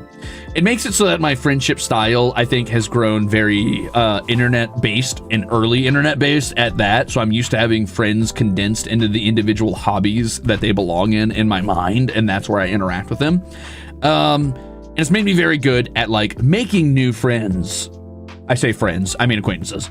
In spaces very quickly, and I'm not shy about entering a new game and talking to complete strangers and quickly ingratiating myself to them, because I just hopped games a lot as a kid, or I met new groups a lot in like MMOs as a kid, so I was often used to just like cycling through groups quickly, or, you know, just having friends in their own individual pockets. However, it has also made me very almost too comfortable with a very passive friendship style where I don't engage as often as I probably should. And part of that's because I just can't keep up with everybody because my life's very busy. And part of that's because I'm just used to like having friendships sit on a back burner until like we're all playing the same thing or reading the same thing or watching the same show at the same time, which is both good and bad, because I'm really good at like meeting new people and quickly becoming like, liking new people or new people liking me. I'm really bad at maintaining that sometimes because I run out of time with all the other things I'm doing. Miyari says, sometimes it's a matter of things not being there at the right time in your life, but it feels insulting to me if they ignore my suggestions only to like it later. A little bit, yeah, but I try not to take it personally. I just understand that, like, some people are going to come to things in their own time. And it makes it so I get to meet new people constantly in new games because I'm almost always going in solo, which is kind of funny. Thanks for 25 months. Lynn Alexis, thank you for 2 years of being an asshole. Yippee! 2 years of being an asshole. Also, I'm hyperfixated on Hytales came out. I can't stop playing. I already burned through it, unfortunately. I burned through the entire game. Now I gotta wait for the next update, which I might give it a bit. I might let it update a couple times before I jump back in. I've been kind of wanting to fuck around on creative mode, like start a new world and go on creative mode, because I played on hard mode when I first played. Like I turned on, like, you know, you die, you lose all your loot type shit. And that was cool. That was very fun. Matthew says, my hyperfixation has distracted me from working on the Trench Ruze warband. So far, I've only gotten paint on a croc cigar with a machine gun arm. There's croc cigars in Trench War. What? In Trench Crusade, there's croc cigars? I thought there was all demons and people. What the fuck? I thought that was the one about like the World War I, but between heaven and hell. Yo, Ruze, just wanted to share that yesterday I saw Fellowship of the Ring for the first time ever, not knowing anything about it. I'm forever changed. Silly Sphere, you've stepped into the light of being a real human being. You are better for it. You are a better person. Now watch the other two and learn what love is. Learn what whimsy is. Also, I'm glad you liked it. Thank you for 25 months. Saya, thanks for 25 months of being a Ruzader. Oh, cool. 25 months of Ruzader fandom. Sick. Hello from the telly, everyone. I think what helped me is prioritizing my existing friendships and keeping a certain boundary with new people I meet, even if I like them, so I still value my existing friends. Schlin, I agree with that, and I think that I am in the same space where I like kind of just don't have room for new acquaintanceships as much as I would like to, because I just don't have the time while also keeping up with old acquaintances. I say old acquaintances like old people, but I mean like acquaintances I've had for a while, and I'm never going to like not value those people and their time But I also pull myself in a billion directions at once, and I've still got to focus on being a streamer, and I've still got to focus on keeping myself alive and doing my, you know, my usual like daily tasks, etc., taking care of my cats, yada yada yada. I've got to exist. So I really don't have a lot of time for new acquaintances, but that also makes me feel bad because it inherently paints a barrier on being a content creator in a lot of ways, right? Like I meet other really cool content creators. I'm like, oh, this person's really cool, but don't have a lot of time for new friendships. So I kind of got to keep them at arm's length. And that feels bad. That feels like shit. I don't like that. That makes me feel like an asshole. That's kind of why I don't like interacting with new people, but I don't want to be that person. I want to interact with new people because I like their shit. I like their content, or I think we'd get along, or because we have like similar interests. And I'm like, they're really cool. But I also know that I don't have a lot of time for new acquaintances or new friends. So the only thing it feels like is I'm barking up their tree because they happen to be a content creator, and that sucks. I don't like that feeling. So I just don't interact with anybody. I just paint myself into this corner where I'm like, I'm going to hide in my corner of the internet and don't talk to me. And that's not fun. That's not good. That's not good for me. That's not good for anybody. But I can't help it. I feel like I'm caught in this catch-22 where it's like, well, I'm never not going to give my actual like current acquaintances the time of day as much as I'm able to, even though I'm a very distant friend who has a very distant friendship style where I don't really need to check in for like months at a time. But I'm also like out here like, man, I like this person's stuff. They seem really cool. I would love to chat to them about that, but I don't really have time to have a conversation, and I don't really want to just engage with this person once and then not talk to them ever again, because if you know anything about being a content creator, you know what that looks like. That looks like cloud chasing or climbing on people or just interacting with them because they happen to have a platform, and that sucks. That's lame. I don't want to be that guy, so I just choose not to talk to anyone, and that feels bad. And it's also bad for your platform. It's bad for everybody. It's bad all the way around. It's bad for me in every sense, but I can't help it because I just have a moral obligation to, you know, maintain the acquaintanceships that I have, and I have a moral obligation to only interact with people if I genuinely see a possible burgeoning friendship / acquaintanceship out of that. So I just don't interact with anyone.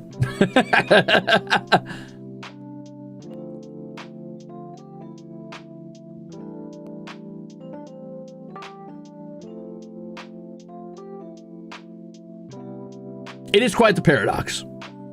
And I need to get out there and interact with more people. It would be probably best if I did that, both to get new input in my life and also because obviously networking's important for... But I can't do it, dude. I can't make myself do it. I told myself last year that was going to be the year where I talk to more people and I do more things. And I just didn't. Ah, man. I gotta get off my fucking...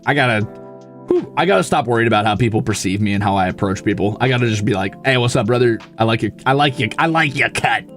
I also like Pokemon. I also like block games. But I'm so scared someone's gonna be like, you're just talking to me because you're Crimzon Rulez of HOLOSTARS-EN. You don't care about me. I'm like, no, it's not true.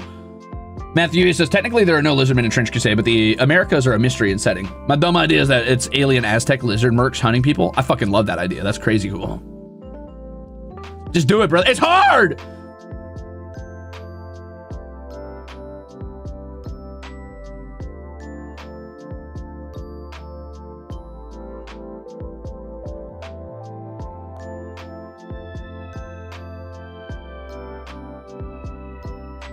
Is it hard having lower effort casual relationships with friends? No, not really. I mean, I feel bad. It makes me guilty, but I'm guilty about everything all the time. Guilt is such a constant background buzz in my life. Guilt is my tinnitus. Like, guilt is just always ambiently on. I'm guilty about everything I've ever done, ever, forever. I'm guilty right now, in this very moment, having said what I just said about interacting with other content creators or just new people in general. I felt guilty about saying that.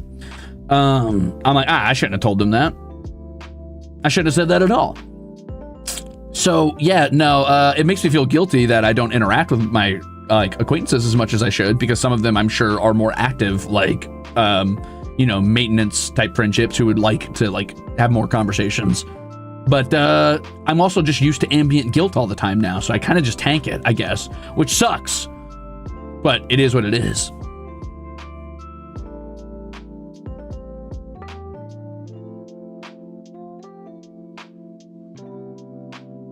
This sort of brain's not good. Let me know if you figure out how to fix it. You won't. You just learn to deal with guilt all the time. You just learn to deal with it. At best, you drown it out with constant distractions and consumption of media. You stay permanently engaged. You can never truly process the ambient guilt in your life. No, I'm just kidding. You learn to live with it, man. Just let it go if you can help it. I think you have to learn to accept that sometimes you're gonna feel that way. Most times you're gonna feel that way, and that is acceptable to feel that way. But you need to also like use your logical side of your brain to be like, it's okay that I feel guilty. There's a part of that is justified, and there is a part of that is unfair to my friendships that I don't engage them enough. But there's also the part of my life where I need to exist. I have to like take time to actually eat, shit, sleep, and shower. And I've also got a platform to maintain and a job to do. And this is my favorite thing to do. It's my favorite hobby as well as my job. So yeah, I'm not gonna stop doing it. And you just gotta rationalize that it's okay that you do that.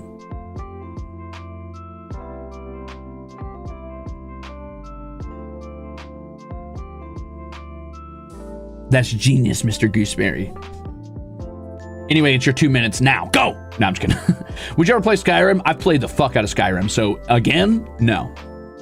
I'm sorry, Todd Howard. You can't get me. Nice try. I know that's your alt account. Nice try, Todd Howard.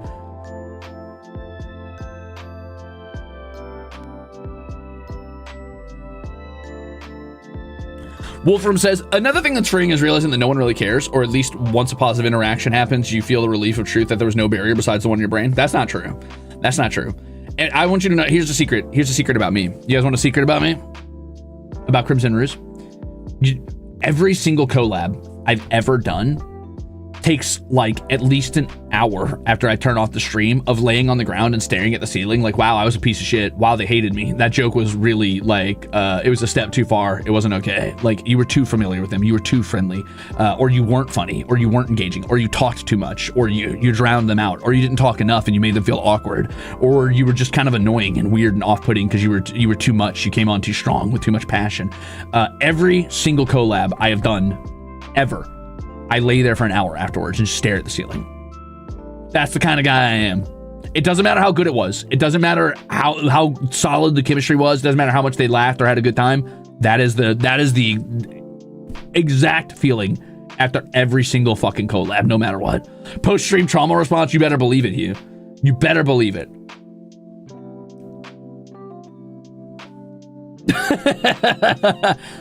Even the boys.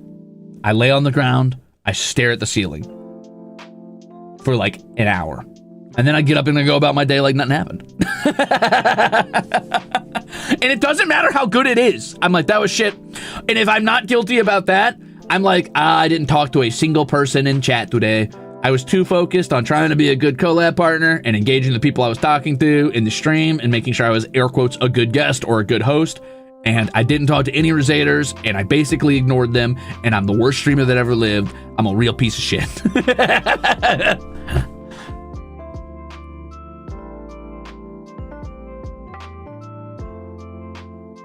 Yeah, I know it's okay. I know I don't need to talk to you guys all the time. I get it. I'm just saying, that's just the way my brain works, brother. There's just an ambient layer of guilt at all times. 100 out of 1.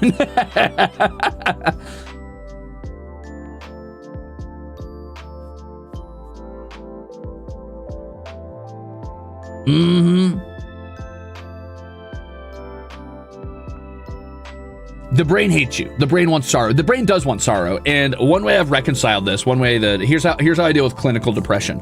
Not that I probably, well, I might still be clinically depressed. I don't fucking know. If I let myself think for a few seconds, I probably am, but I'm not going to let myself think. Here's one secret.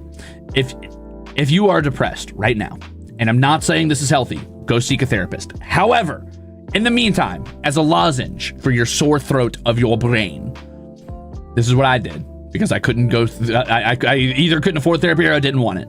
I grew an intense ego. And then I got egotistical about competing with my brain. There is a part of me, a very real part of me, that has compartmentalized my brain as a separate entity from myself, the chemical side of my brain, like the non-ego, non-self part of my brain, the one that like produces like serotonin and sadness. I have compartmentalized that into its own separate person, and I am in constant permanent battle with them, competition, and I refuse to lose. I developed a super ego that is constantly arguing with and debating with the other, like, instinctual depressed side of my mind, and is just out of spite and rage and hate for that side of me, refusing to be, like, brought down. I'm not saying you should do that. You should seek therapy. But that is one way I have coped most of my life with that.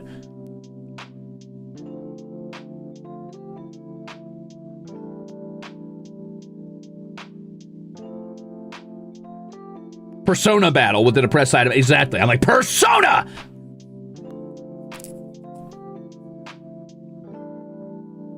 That's Xenogears level coping. I've never played Xenogears, but sure. Ego Ruze versus sad Ruze. Crazy, brother. Let's party. Let's tango, brain. You want to be sad? Let's fucking go.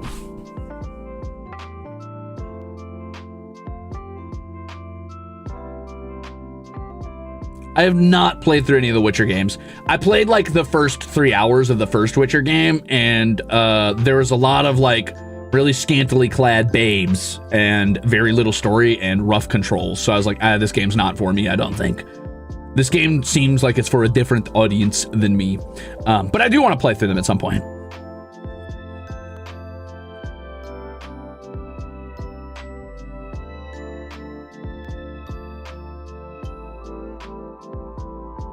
Technically, that's very similar to cognitive behavioral therapy. I'm convinced I've stumbled upon a like fucking absolute fucking plethora of accidental therapy techniques through like trying to therapize myself in my, like, on my own.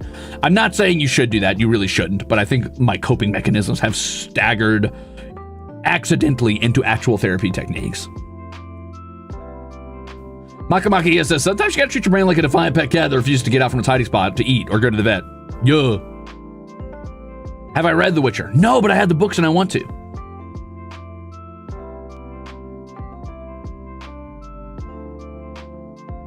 Hey, welcome, Samwise. Thank you for the soup, Makamaki, yeah. Thank you.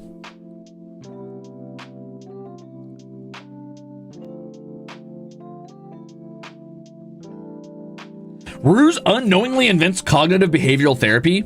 Hey, man, more likely than you think. Someone had to invent it, right? I just happened to stagger into it on accident. Utopia? You dare be gray in front of me?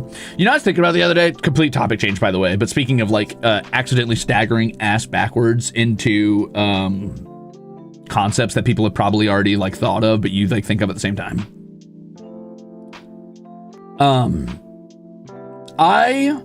So this is yesterday, actually. I just remembered this is yesterday. It feels like it was forever ago because all I've done is like blink and stream and blink and stream. But I blinked, I woke up because I thought I had to go to the dentist, and then I couldn't sleep. And the reason I couldn't sleep is because I was thinking about, oh my God, I gotta break out Microsoft Paint, hold on. I was thinking about how God, like a true, like, biblical level God, right, would see mortality and humanity, right? And I couldn't get it out of my head. So instead I lay there for like 3 hours in the dark thinking about that. And then I eventually went and got lunch. But I'm going to bust out Microsoft Paint because you're going to need a visual for this or it's not going to make sense. So give me a second.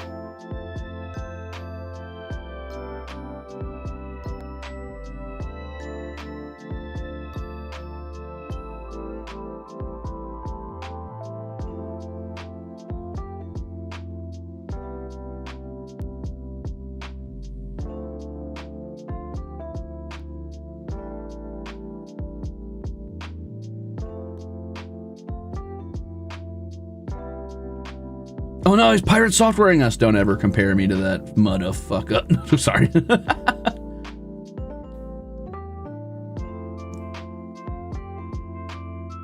Sorry, pirate, if you're watching this. I don't know nothing about you. I just I've heard things. Maybe I'm not sorry. We'll see. All right, so check this out. How am I gonna do this in a way that makes sense? I guess my best bet is just to, hold on, do I have a source for this? I sure don't. Maybe if I transition over to gaming, would you see it? Yeah, that'll work. All right, so check this out. Okay. Cool. So I was visualizing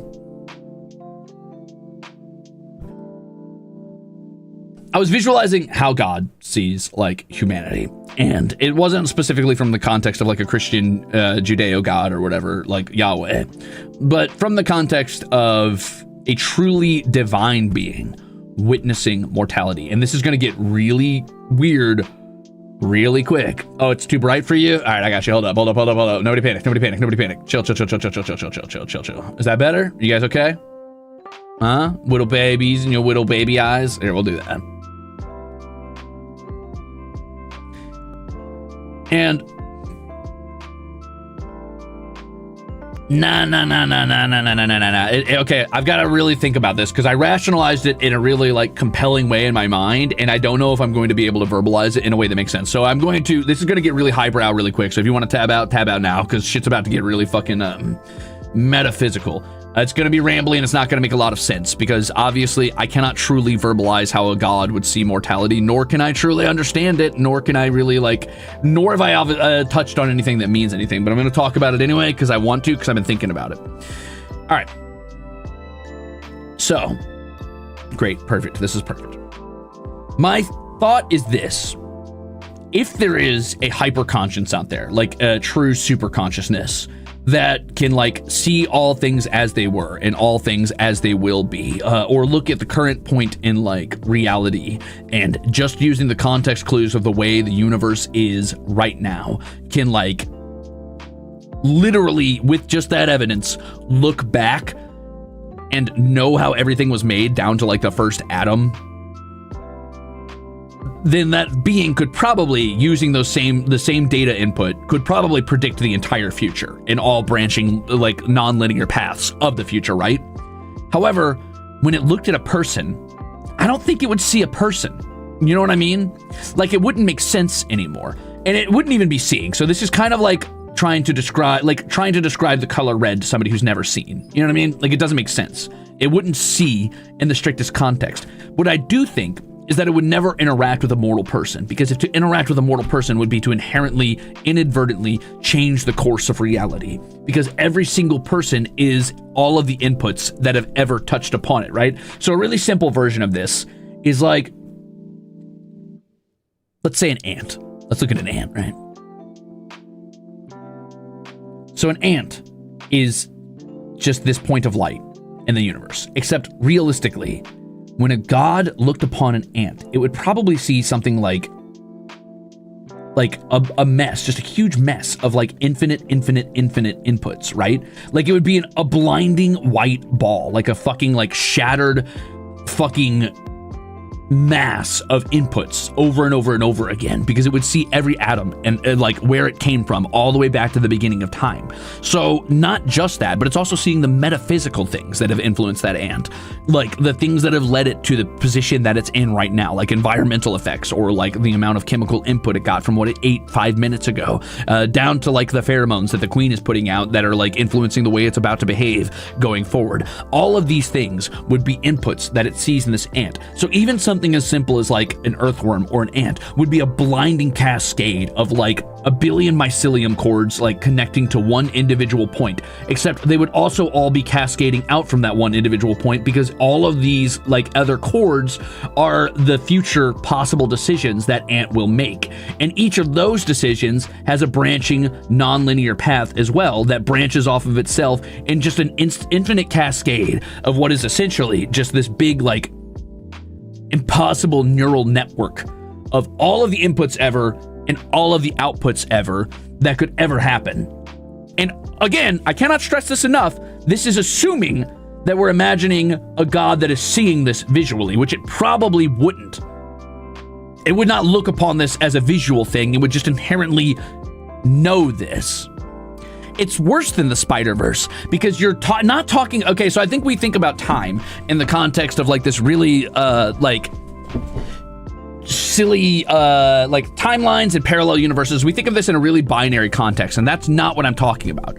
There is no binary when it comes to time or time travel or like multiple universes. What I'm saying is that every single atom that has ever been a part of the universe since the beginning of like before the Big Bang or whatever, all has a path it has taken to get where it is, and all has an endpoint at the end of entropy.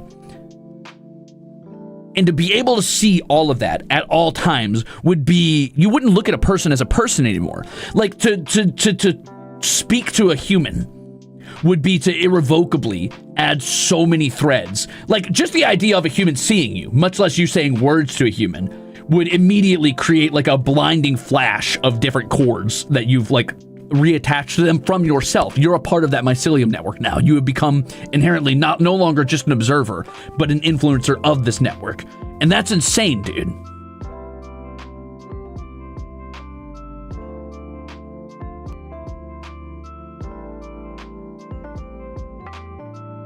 I don't know, man. It doesn't make sense. It doesn't make sense. So this idea that like, I wish I had my tablet plugged in because I could draw this better. But to me, the idea of how a god would see a mortal would literally be like you're staring at a single, like, impossibly vast, like, fractal of a point of light, and it's just spiraling out towards you. All of these tendrils are just coming towards you in their infinite fucking like branching patterns, like the world's most fucked up fucking nudibranch, just growing at an exponential rate, never stopping, taking up all of the space of the known universe from just that one point in time. From all of the inputs, much less the outputs, there's just this mass of like tendrils of influence that are coming out towards you as like possible futures, or futures that are all happening simultaneously, while also having behind it all of these infinite points of light. I don't even think a god would see a person in an individual time. To talk to a mortal would be impossible because you would be trying to find a specific point in this like infinite influence. For all you know, you'd be like, I want to talk to Crimzon Rulez and deliver some divine wisdom onto him. But you'd be talking to like some creature 50,000 years down the road who evolved outside of like normal humanity at this point, because to you, you're like, well, those are the same atoms. Am I not talking to Ruze? They'd be like, who? What the fuck is that? They'd be like, human? They'd be like, what is a human? What are you talking about? It just wouldn't make sense. Like, you wouldn't be able to interact in any meaningful way. It's kind of why the idea of like, I'm not going to get too into religion here, but the idea of like a mortal representative of yourself being put on Earth makes sense. You would almost have to create a dumbed down version of your divine self to ever interface in a meaningful way. It's like creating an avatar in a video game, because if you don't, you can't interact. You could not interact in a meaningful sense. Matthew says the concept of past, present, and future might not apply to an entity that can perceive time in its entirety. Being able to see in 4 dimensions, it could sidestep the present and adjust the trajectory. Exactly, Matthew. You wouldn't even be, you could never pinpoint the version of Ruze you wanted to talk to.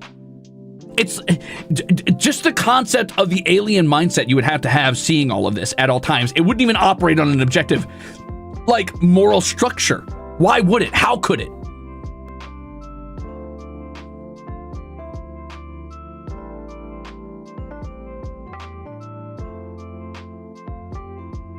I could do it without making a human avatar because I'm built different. I don't think you could. I think that makes biblical stories and like stories from other religions about gods interacting in strange ways all the more compelling. The idea of like speaking to humanity through a burning bush, because you can't fucking figure it out. You can't rationalize it in a way that makes sense. You're like, is this how people talk? Is this how you have a conversation? Am I speaking the right language at the right point in time? And even if you could, even if you knew all of these things and you could interface because you're a god, theoretically, so you have infinite power or whatever, so you have the ability to interface in a way that like does make sense to humanity, how do you dumb down your speech or your ability in such a way that is still parsable to a living creature? Art Near says, your brain is massive and I want this explored as a religion and RPG. Thanks, and thank you for the soup. Ponru says, when someone asks me why you're my Kamiyoshi, I'll just send them here. The way you think is so fascinating. It makes so much sense to me. Thank you for 25 months and thank you for saying that.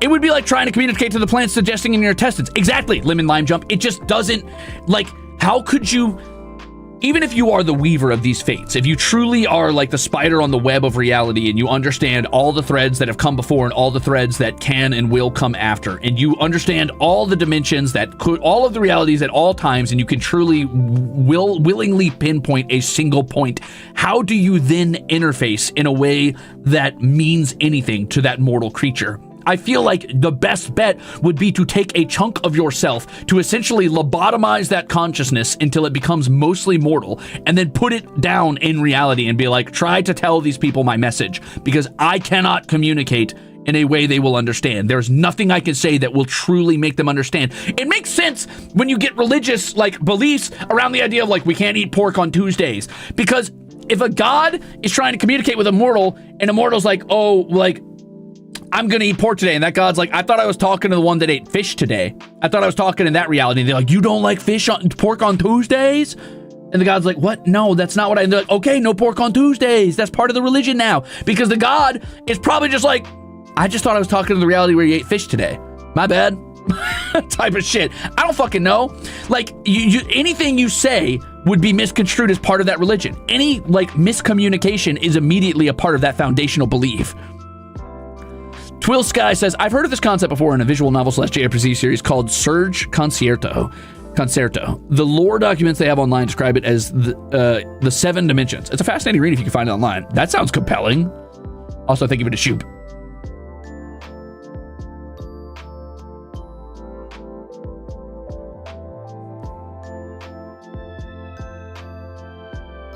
Now that I've looked up Laplace's Demon, this idea really reminds me of Slay the Princess, a game I think you'd really like, as it's basically this. I do think I'd like Slay the Princess, and I've heard a lot about the lore behind it already. Unfortunately, it's been spoiled for me because it's existed for too long, and I got to it too late. And that's on me, brother. That's on me. I did that.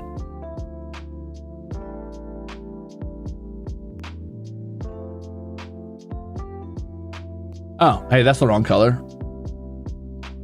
Works for me. Also, thank you for the soup.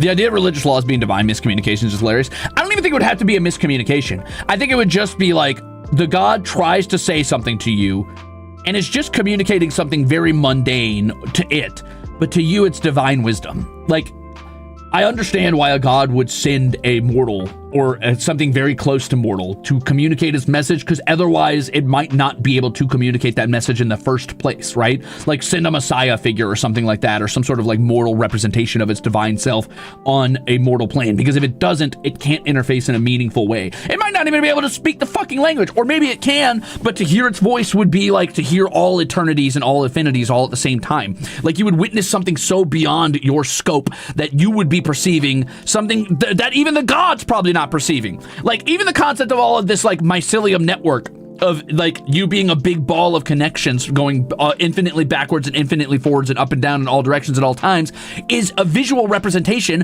of a creature that would not need eyes to see this. It just knows this. It just feels this.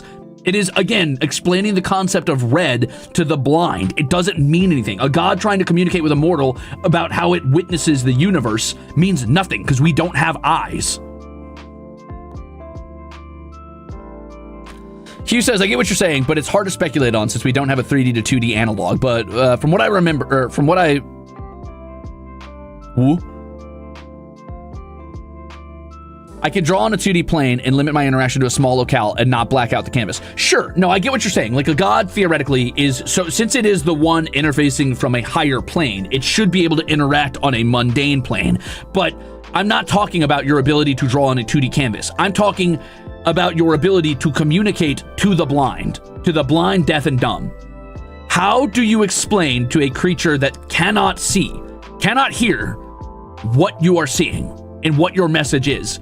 Also, how do you explain from outside of a relativist, like, non-objective moral standpoint if you don't have a moral structure to begin with? How could a god that witnesses the universe in this context possibly have morality in a black and white, like, good and bad sense? It just doesn't function in that sense. How could it? How could it possibly? Because the universe is full of horrible shit happening all the time, and I doubt this god interfaces or gives a shit about the concept of pain, because pain is clearly part of evolution. It is input into the structure of the universe it has created.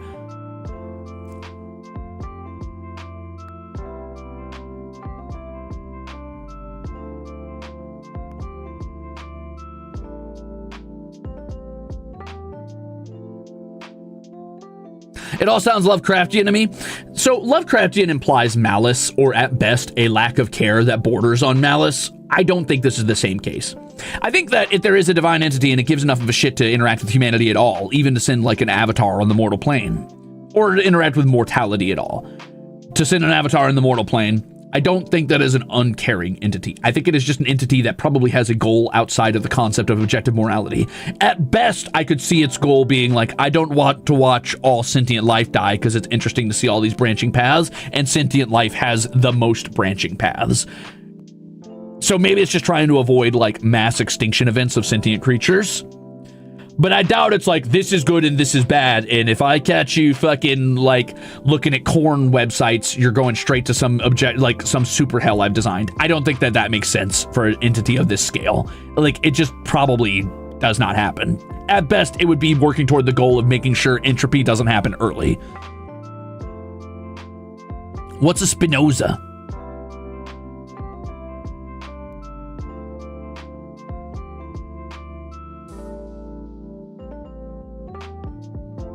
Yeah, this divine entity does hate nu metal.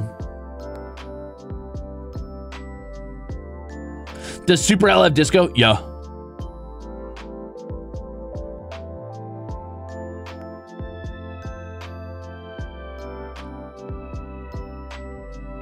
You mean the ability for the 2D drawing to perceive and understand the 3D creator, correct? The infinitum of dimensions known to a higher being is far beyond what we can safely comprehend. Sort of, yes, but like in a more, it's like trying to, okay, so here's a question that could kind of touch on this. Here's a question that might help you. It might help me. Matthew, he says, what if it's not a matter of ability but magnitude? Like if humans were to try to talk to ants by blasting them with pheromones without overwhelming them. Probably something like that. Yeah, I could see that. I could see that. Also, thank you for the soup. It's like explaining, here's a question. What do you think echolocation is like? When I say, what do you think a bat experiences when it echolocates, what do you imagine in your head? Like, what does that look like?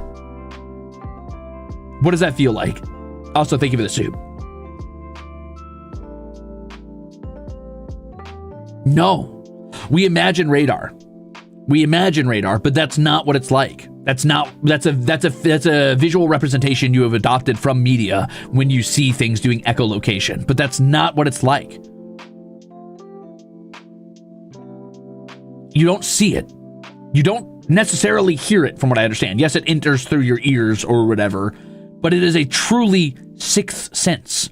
Whatever they're experiencing is not sight, it's not sound, it's not this weird pulsing like grayscale imagery in the darkness. It's a sixth sense. It's completely vibes. It's genuinely just a different sense. You can't explain it, you can't feel it. You cannot explain that to a human. There is nothing you can imagine that is accurate to what the bat is experiencing. That's what I'm saying. You could not imagine. It is genuinely incomprehensible because you don't have that sense.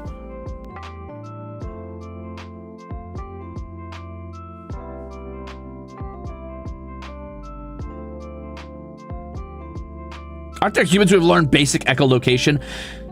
I think there are humans who have learned to truly perceive sound in such a way that they can vaguely make sense of what's around them in the dark. I don't think that's the same thing as echolocation. Echolocation is too precise. Imagine a human flying in a fucking F-150, but able to dodge objects in the complete dark. You would have to be able to do that to understand echolocation. Maybe not an F-150. You get what I'm saying. Like a fucking like...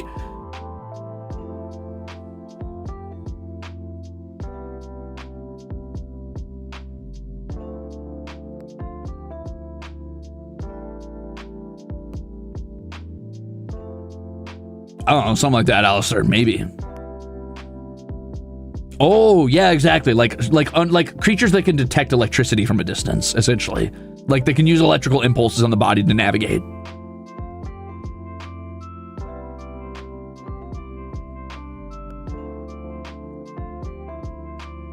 He's Batman? I don't get it. Tingute says, no, I think I can imagine it.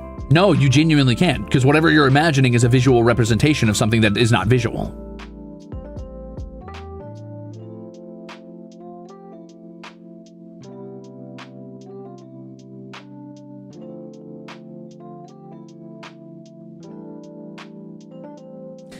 Hugh says, I feel like we're presenting a false dichotomy between true, full understanding and impossible to know when things between can exist. Of course, there's things between, like, don't get me wrong. I don't believe, I mean, I'm arguing on this side of the spectrum of godhood while also saying that there's nothing an eldritch entity could show me that would drive me insane because there's nothing I can't understand. I genuinely believe that the human mind, given enough time and enough input and enough practice, can understand and process any input no matter what. There's nothing that could drive me insane through pure knowledge. Nothing. However, I also don't believe that I would truly ever understand the concept of divine sense from the perspective of the divine. No matter what. You could explain it to me and I would understand it like the 2D plane understands the 3D plane, like a 3D, kind of like our 3D cells are able to try to parse the idea of a fourth dimension, but it is from a fundamentally limited, flawed perspective, is what I'm saying. Obviously, there is a gray. There's the idea of like ununderstandable, true, unknowable versus like, obviously, I understand that, I know it, I can perceive that and experience that in the same way you can. And then there's the middle ground. I'm not saying there's no middle ground of you can know a little bit of it. What I'm saying is you will never truly perceive it from the perspective of something with extrasensory abilities, like beyond the senses that human beings possess.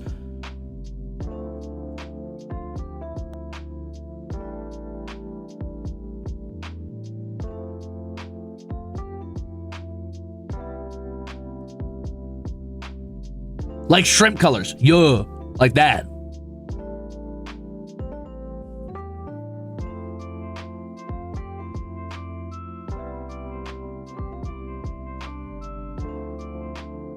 Hey, wait a minute, I can imagine smells. I think. Maybe I can.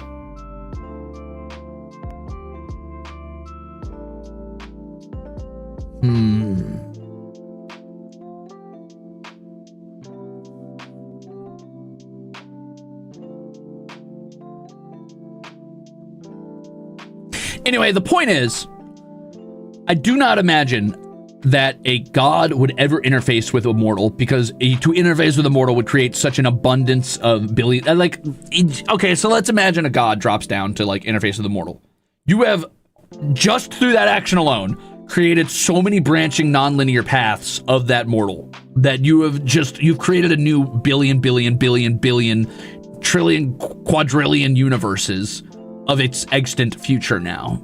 God forbid you say a word to it, and that's assuming you pinpoint the right time where you want to speak to it, which maybe you can because you're a god. It doesn't matter because you fundamentally altered what's going to happen to it now. So unless you are personally taking a hand in like building the web alongside it, to explain to that human the amount of connective tissue you've made in this mycelium existence just by existing in front of it would take longer than the universe has existed. And that's just by it seeing you, much less the words you say to it. Each word, each phrase is creating a million, billion more connective tissue in this giant mycelium network that would just create new realities and universes and instances in the future.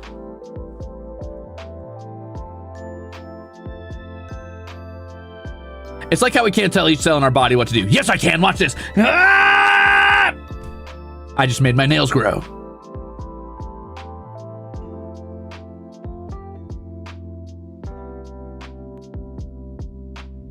But you already know everything, so why bother contacting a human when you know what will happen?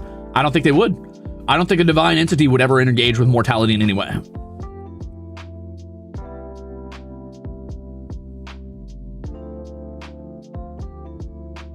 I genuinely just don't see what it could possibly gain from engaging with a mortal.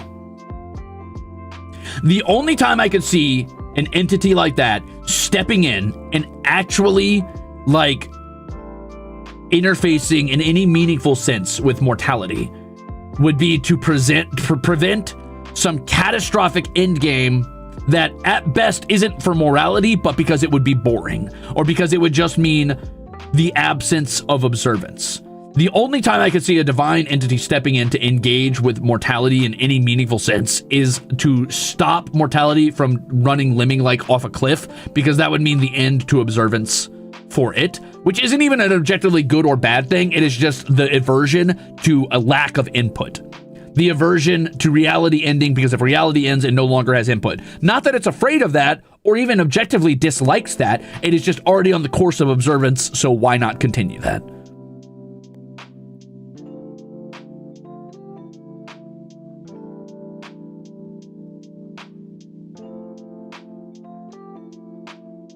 Well, I'm speaking completely outside of the speaking completely outside of the idea of like Judeo-Christianity, because to speak within that context is incredibly limiting. And I'm not saying there's anything wrong with the belief system around that. I'm just saying that outside of the context of Yahweh or the Judeo-Christian God, and also outside of the context of like Muslim beliefs and Hindu and all such like extant religions, I'm trying to parse the idea of divinity outside of the biases of pre-existing religion.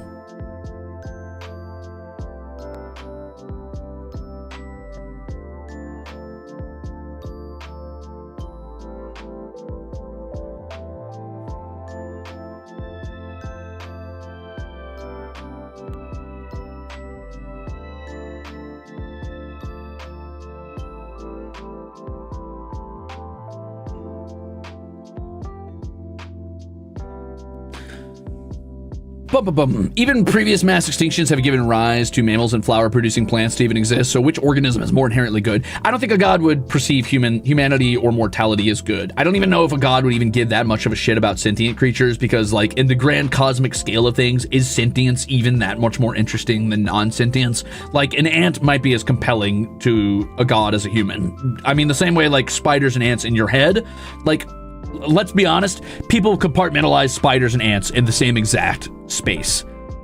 But let's also be honest, those two things are so alien to each other in like probably mindset and output and input that they are essentially in different universes. So I imagine a divine being would see humans the same way it sees a fucking potato. Obviously, as a divine creature, it would be able to understand the difference, but would it care? I don't know. Trekkie, thank you for 25 months. And being a jackass, damn. Says, I'm a spiritual person. My actual mental image of God is a spherical mirror at the center of everything, reflecting all of infinity back out. God doesn't command us. God is made up of all of us and more. Creation brings itself into existence. So, to me, if I were to adopt a religious mindset, which I don't think I have one, I think I am very agnostic, which is to say that I'm open to the idea of divinity, but I have no evidence therein. I think that God, if this theoretical God existed, it is the universe experiencing itself. It is the universe just witnessing reality. For all we know, every single human, every creature, every plant, every planet, every rock, every star, every individual atom that makes up reality is just a piece of this God delineated down into its core components to experience the concept of reality, and it's not even happening. For all we know, it's a flash in the pan, a literal like, what if I made reality exist? And it's running the entire process in its mind in less than an iota of like a fraction of a fraction of a fraction of a millisecond. I don't know. It's possible. But here's the thing. None of that changes anything about my experience in this reality. It's the same thing. It's the same concept of like, what if we're in a simulation? What if everything's fake? What if everything's like running in a computer and like the creators one day step in and they're like, you're in a simulation, it's fake. I don't fucking care. I still exist in that simulation. If I am Azathoth's great dream, or I am just like the universe experiencing itself, I still gotta eat, still gotta sleep, still gotta shit. It's fun, it's compelling to think about, but it is inherently, fundamentally useless to a utilitarian existence, so it means nothing to me. Like, I still got to experience the universe one way or the other. So whether I'm in a simulation or a god dream, or I'm some creature placed here by some divine entity with a strict sense of morality that has like a plan, I don't care. None of that means anything to me. The best I can do is just exist in the reality I find myself in. I don't give a shit.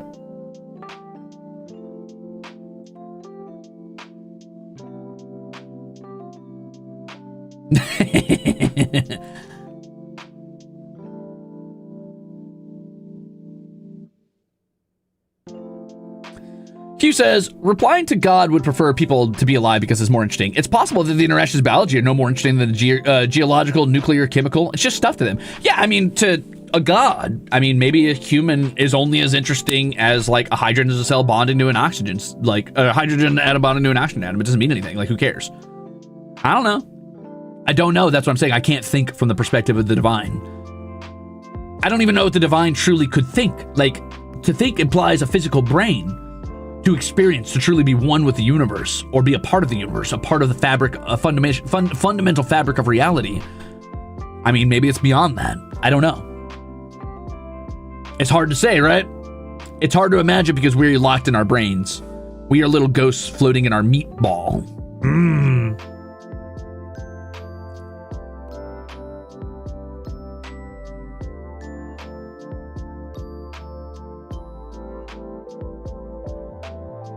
Doesn't change the fact that my coffee costs $10 at the end of the day. Exactly. Exactly.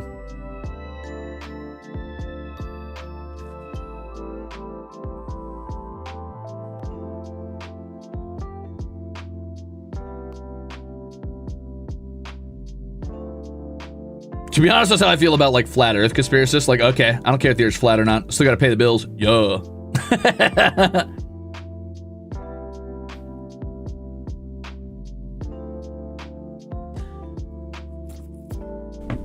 Why do you have the same existential 2 a.m. thoughts as me? I don't know, dude. I don't know.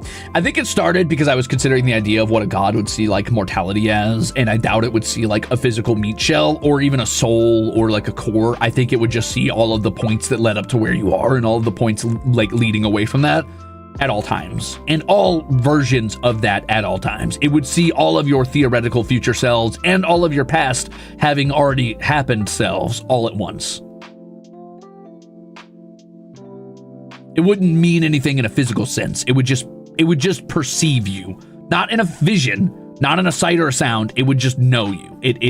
I am that I am type shit. Like, you are that you are, and that is all.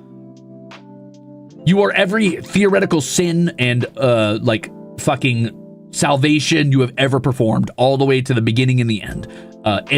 Even the ones you haven't actually done, and the reality that you're perceiving, it knows you could have or did. But anyway, that's what I was thinking about when I was thinking about divinity and its perception of mortality. It's actually quite close to the perception of an enlightened Buddha. Oops.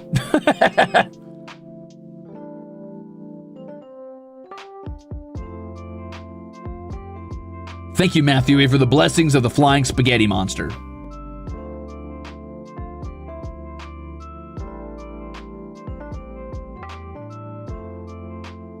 I'm starting to doubt the title of this stream. Well, Johanna, what I meant by that, what I meant when I said finally nothing to talk about was finally I don't have like an event or a stream thing or like a holiday that just came up. I can just truly fucking fire out whatever I feel like. Bah!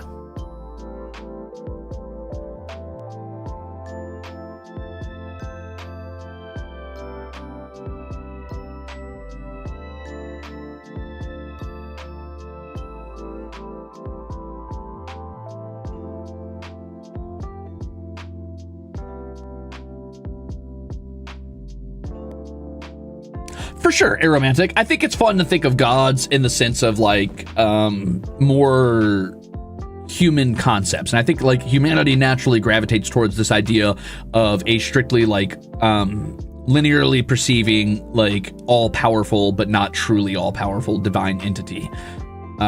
Because it's easier to parse that way, right? It's easier to think of a big boogeyman in the sky who has dominion over like lightning and his sister like controls the ocean or something. Sure, of course that makes sense. And it's more fun to think about it that way. And it makes it inherently more palatable and approachable and sympathetic to us, which isn't a bad thing. And I think for the purpose of like strong superhumans, because gods in the traditional like Greek and Roman sense is basically superheroes, which is fine and cool. And gods in the Judeo-Christian sense is a human with ultimate enlightenment of like all knowledge in the universe, but still parsed through an objectivist like reality perceiving way. But I guess I'm trying to think outside of the spectrum of even vaguely human like divinity.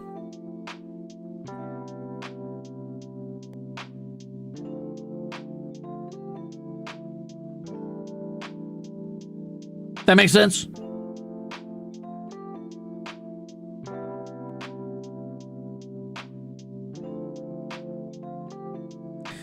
Random person says, I don't know if this contributes, but I remember reading Slaughterhouse 5 where it did this weird time thing with aliens where they could view any moment in any time, anytime, so everything happens all at once, kind of. Yeah, I feel like you would at once experience everything all at once, but you would also be able, if you're truly divine, you would be able to perceive and engage in any individual moment, even though it's all happening at the same time. You could probably like limit your scope, like essentially squint your eyes in such a way that you could probably perceive an individual point, right? Because you're all powerful theoretically if you're this divine entity. So you should be able to like slow down and parse it, I guess. On the topic of topics, I told Aka about the concept of one-shot RPGs with Goblin with a fat ass, since long games scare streamers. Goblin with a fat ass? I gotta look at that. Also, thanks for the soup. That's crazy, Mr. Gooseberry. A compelling argument, but I have a stream later.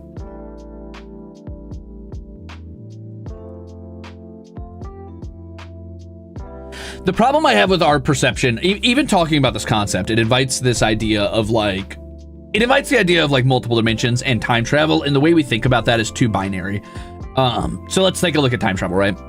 And I'm gonna get off this topic in a second because I could feel the exhaustion of the topic happening in real time. Like I feel this body decaying all around me.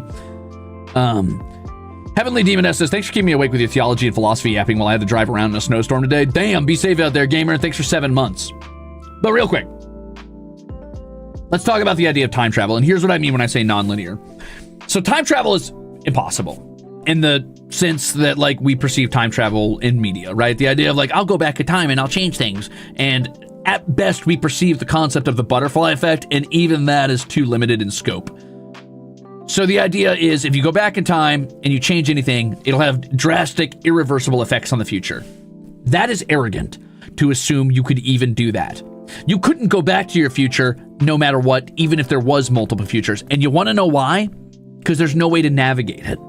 If time is strictly non-linear and it's just the concept of every decision you've ever made, like down to if you decide to fucking fart tomorrow, that creates a new reality. Like in a moment by moment basis, if you blink at a different interval, you've created a new reality. If you consciously start breathing versus passively breathing, you've created a new reality, right? Like every single like microsecond is splitting off dimensions. So there's an infinitude, like genuinely infinite amount of realities in the future. That also means in the backward sense, everything that's ever happened down to if a leaf fell a split second beforehand has been a different past than you're used to. So even if you wanted to go to the past and change things, you couldn't possibly pinpoint your real past. And if you wanted to go to the future to return from where you'd gone, you're like, ah, shit, this is the wrong past. This is the past where my car was blue instead of yellow. Fuck. You couldn't go back to your real reality. You couldn't go back to your right future. If you were trying to perceive this from the concept of a god and he wanted to visualize this for you, it would be like standing on a beach that was bigger than the universe, and the god picks up a grain of sand and says, this is the timeline you're in right now, except it's not, because it is shifted because I told you this. So you're actually in that piece of sand, buried fucking 20 tons deep, about 5 miles east of us. But imagine that the sand I'm holding is your time. And then he throws it. It says, now find it. Try to go back to your time. Find it. You couldn't do it. You couldn't do it. It doesn't make sense.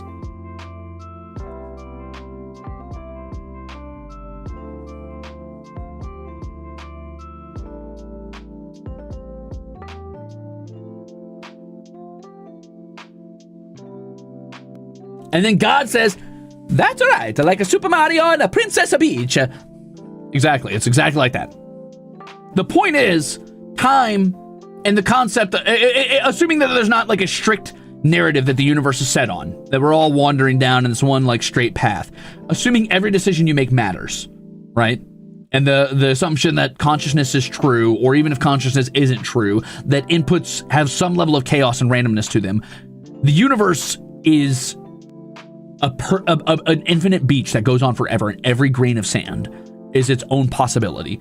And you could not go from one to the other in any reliable context. And that's even a flawed perspective, because that's putting a visual on it that can't exist.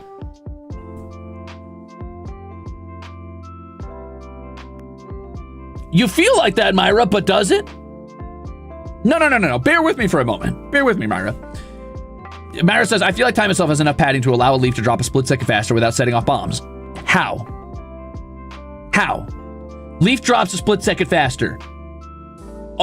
Creatures in the undergrowth that put their eggs on that leaf find that instead of getting eaten by a predator, because the leaf happens to land in such a way that the creature finds that leaf earlier and lays its eggs. The creature leaves, gets eaten by a predator anyway, the new generation is born. Those bugs lay their own babies, creates a whole new set of like circumstances, a whole new set of, the algorithm changes exponentially if that leaf falls sooner. But if it doesn't, and that creature is eaten, those babies never get born. Its generations never go on. The atoms in its that were in that bug are now just fueling that bird living a little bit longer.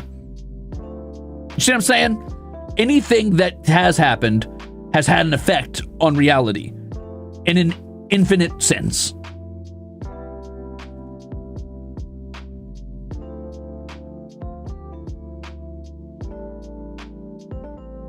That's crazy, Anime Wolves. I didn't know that. The Jess says, actually, I'm low-key with Myra on this one. Class starts whether I'm late or not. Okay, let's look at a bigger example. See, you're looking at you're looking at too small a picture. Class starts whether you're late or not. Sure, of course it does. Until it doesn't. What if nobody showed up to class tomorrow? Does class start?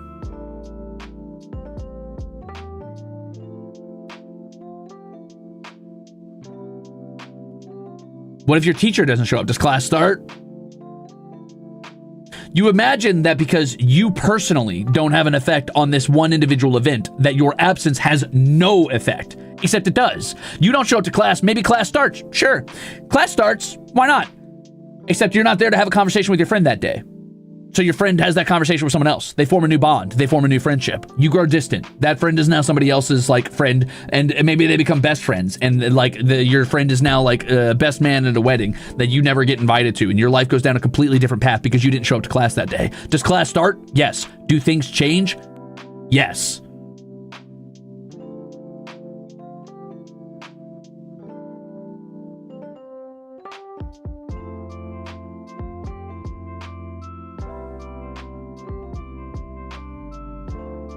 Sure, counterpoint, your friend brings that friend into your friend circle. I'm not saying everything that happens is negative. I'm saying everything you've ever done or ever will do has is a cascading infinite like input on the universe that has like an output that you cannot possibly truly like understand. You can understand how it affects you in your direct linear path of your life that you're living. And obviously you have to function with that like mentality.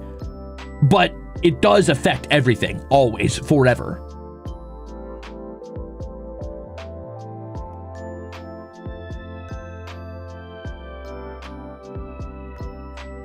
You're a believer of the butterfly effect. I think that there are only two real schools of thought you can have on this, and it is either everything ever that is input into the universe affects everything else forever. And it doesn't matter like how little or how big. And that's not like the worst thing in the universe. You can't live with that anxiety, right? You can't be like, oh, if a butterfly gets stepped on, it like fucking Planet of the Apes happens. Sure, you can't believe that like 8-foot gorillas are going to be running around in fucking tacky clothes beating up humans. But you have to believe that every input has an output that is beyond your scope to truly understand, other than the way it affects your personal experience.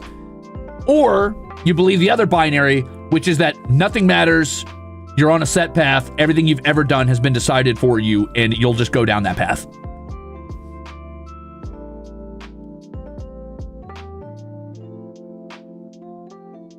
Hook and Loop Tape, thanks for 4 months of being gorilla.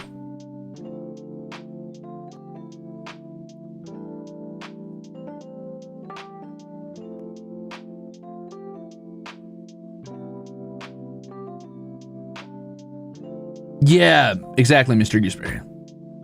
That's basically the butterfly effect, technically. Sure.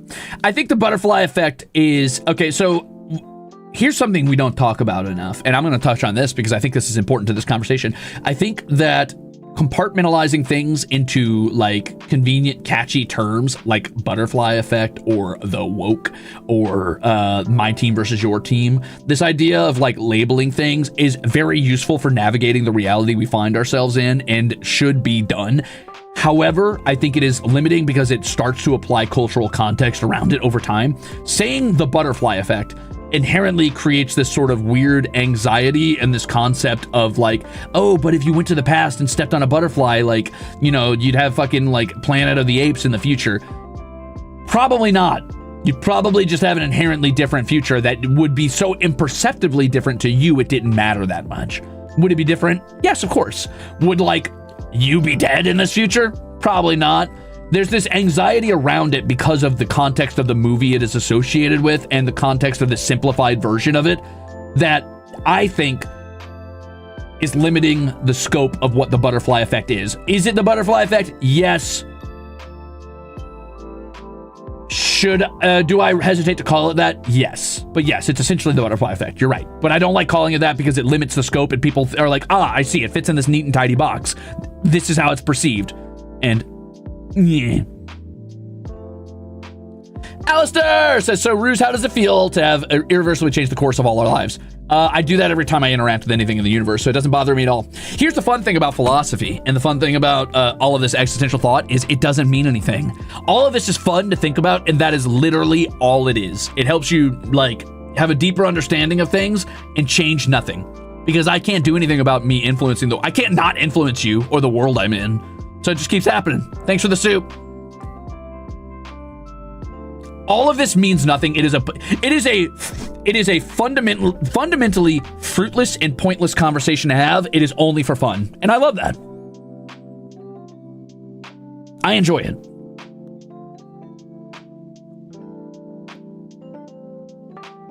Shy Guy says, I'm so glad you brought up the concept of labeling things. I think some people become way too reliant on labels to understand complex things.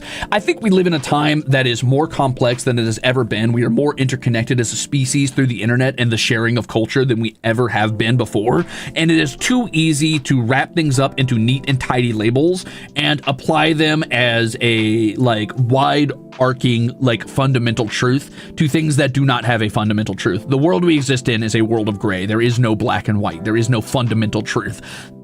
It is in a time where we're talking about such complex topics as like, you know, the integration or appropriation of culture versus the concept of like morality amongst different societies, or like the idea of, you know, like the view of self through like sexuality or gender normativity, or like all of these different like inputs are so complex that to put a fundamental label on something is so limiting and such a shortcut that you are not looking at the actual math problem in any meaningful way. Like the question is actually 2 parentheses x plus y like to the power of 7 parentheses equals question mark, but you're looking at 2 plus 2 equals 4, and it just you're solving too fast with too easy of a label when it's very gray. Everything is very gray. And I like labels. They're helpful. You need to have labels to exist in society and exist in a reality and like compartmentalize it. But to limit yourself to this label good, that label bad is blindingly stupid.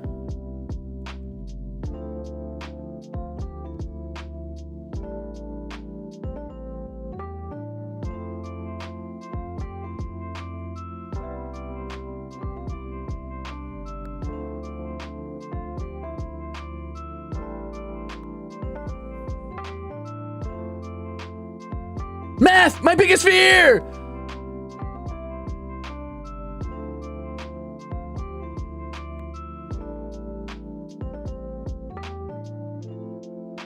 Yeah, of course. Categorization of data will always only be as robust as human imagination and perception, and most people don't have a lot of that. Not in a bad way. It's not a question of intelligence. It's a question of effort. How much effort do you really want to put into understanding people that have like different lived experiences and different worldviews than you, versus how much do you not want to put into that? And don't get me wrong, there is a cutoff. There's a cutoff to understanding. Hook and Loop, thank you for the 5 gifted chips. Damn, that's a big gifted chip. Thank you, thank you, thank you, thank you. Which is to say, there's a cutoff of understanding where something is such a negative input that it no longer deserves a place in your life. Like if someone's like overtly hateful to you and they're like, I hate you, I hate your way of life, I hate the way you think, I hate the way you exist, and I want ill will to befall you or I want you dead. Yeah, dude, either get them out of your life or fucking get them before they get you. I'm kidding. The government does not approve that thought process. But remove them from your life. Separate yourself from that input. That's bad. It doesn't matter how much you try to understand that person. That's bad. That is bad. It will not be good. There are negative and positive inputs. However, to fundamentally I mean, like, look at me. I am a label. I am a like very stereotypical Westaboo fucking VTuber who streams at EU and EST hours. That is a label you could put on me. But to limit my scope to just that means that people who might like what I talk about or what I do or what I think or what I say will never get the opportunity to, because they're like, I don't watch VTubers, or I don't watch like mask presenting people, or I don't watch fucking people who like coffee. Like there are so many labels you could put on me, and such a broad like slap on you could put on that would limit your ability to engage with me. And to act like that is a fundamental truth of the universe is blindingly stupid. And I understand why people do that. Labels are important for caution and for understanding like a base level of interaction with a person or a thing, but it is limiting. You get what I'm saying? Now, there are some labels that, when applied, are kind of like the messages you leave outside of nuclear waste, like dump sites, where it's like, this is not a place of honor. And those labels should be respected and obeyed. Like, if somebody is, I don't know, a mass murderer, yeah, they deserve that fucking label. And you should probably respect that label and avoid that person. If something is labeled poison, don't eat it. Don't put it in your blood. Don't put it in your body. You know what I mean? But if something is labeled, I don't know, like, this is yucky because it tastes bad. You don't know yet. Somebody's labeled it that, but you don't know yet.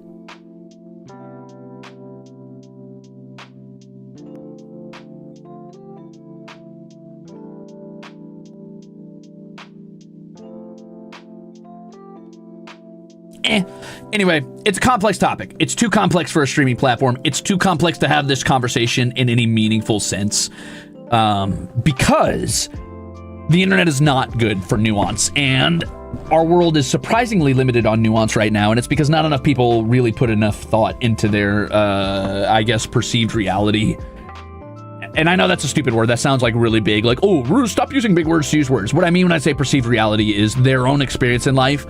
They don't put enough thought into critically thinking about how they experience life to break down those labels and genuinely examine them. It's easier to just make a sweeping judgment call based on a label and be like, okay, well, all VTubers are stupid or cringe or whatever, or all, all fucking people who like coffee are bad people inherently. It's easier to do that than it is, or you could go the opposite direction. Like, every VTuber is a good person, or everybody I've ever met who belongs to a specific group is good. And that's also a bad idea. There are bad people and good people in like most groups, and that's a scary turn of phrase I just said, so bear with me for a moment, because what I just said is used as a very bad talking point for bad people to justify bad things, so don't let them do that.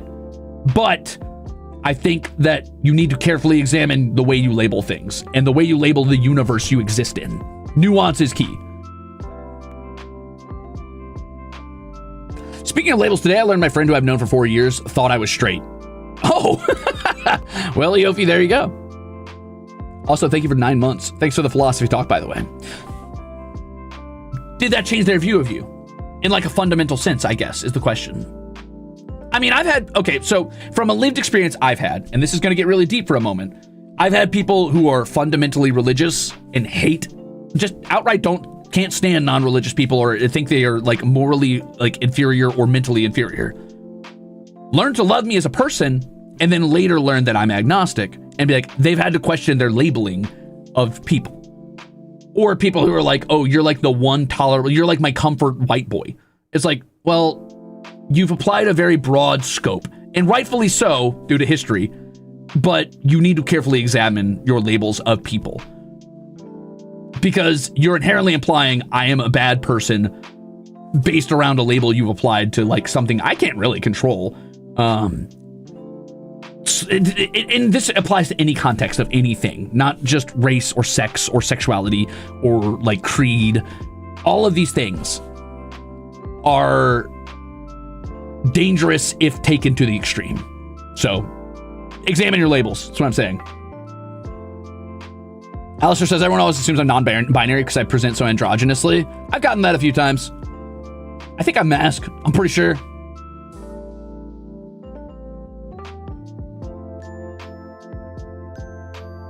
Going to the Jesus meetup? Hell yeah, brother. I'm part of the fandom.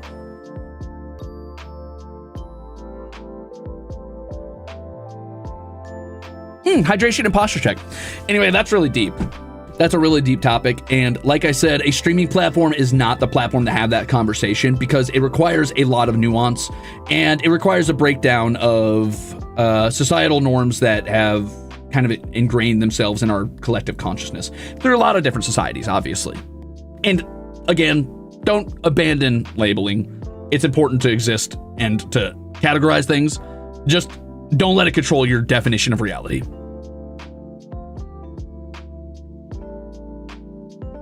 Yes, the Bet'll eat a bag. Thank you. I'm so glad. Welcome to the fucking Jesus meetup.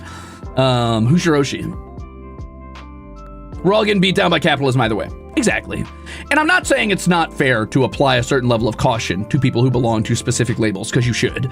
And that includes engaging with me as like a VTuber. Since I have the label VTuber, yeah, you should look at me critically based on like the things VTubers have done that are good and bad in the past, because I am one.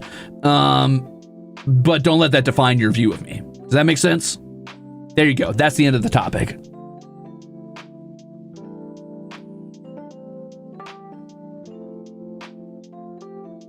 That sucks, Necrotic. I'm sorry. And I know that feeling.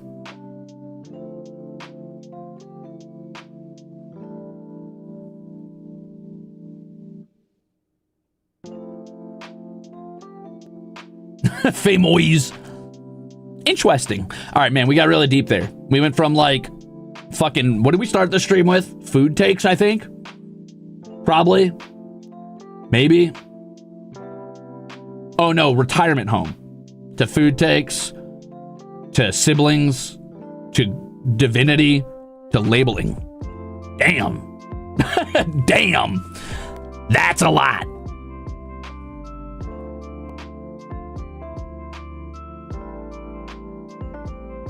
Avoiding Ruze because of the Midwestern label, totally understandable, respectable, correct choice. Correct choice, that is the one true label. That does exist, that is black and white.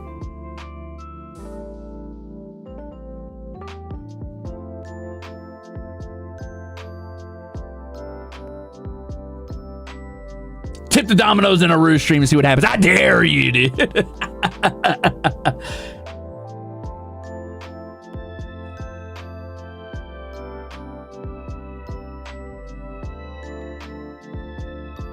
See you later, Meridia. Bye. I don't even know what a Midwestern pie is, so no. No. Western like cowboy? Nah. Midwestern like, oop. I didn't notice you there. Let me squeeze right past you. As a non-Alicia American, the Midwest sounds magical. It's not. It's the fucking like, I don't know, Hokkaido district of fucking Alicia America. I don't know if Hokkaido's actually big. It's the, you don't know where I'm from. Like, nobody knows what that actually is. What the fuck is a Minnesotan salad? I don't know what that is. Not interested. Did I just hear someone yell outside? What the fuck was that? Oh, that was the loudest sneeze in the universe. I think I heard it like 3 trailers over. It's crazy.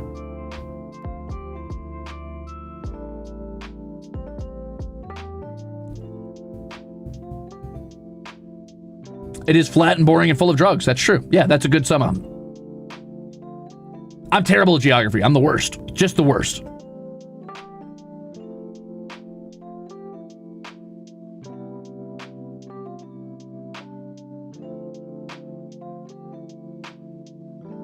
One of them dads, it did. It sounded like a, achoo! It was like a big dad sneeze. Like, bam. Oh, now hot potato salad. You can put a, yeah, sorry, there's 2 objective labels. Midwesterners are bad. Hot potato salad is fucking good. And it's an objective truth. And if you don't like it, you are fundamentally morally flawed as a person.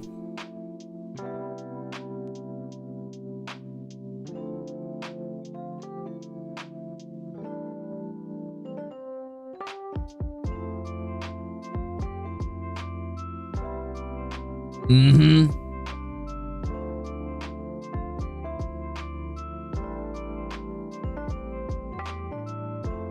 I made an American geography test and I got like 20% correct. You'd probably do about as good as I would. I'm not gonna lie. I don't even know how many states there are. I think there's 51, but I could be making that up. Is there 50? 51? 52? I don't fucking know, dude. I don't care. I couldn't fucking, I could probably point out France on a map and Britain because it's like a fucking island or whatever. There's 50? Oh, my bad. Sneeze on stream, close enough. Heck you. I didn't sneeze. Hey! Hey! Also, thanks for the soup, I guess, even though you've applied a false sin upon me.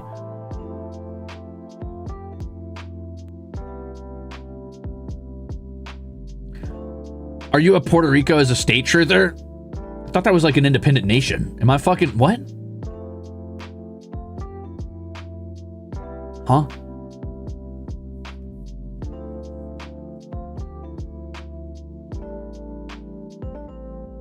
What? That's a U.S. territory? Didn't know that. Huh.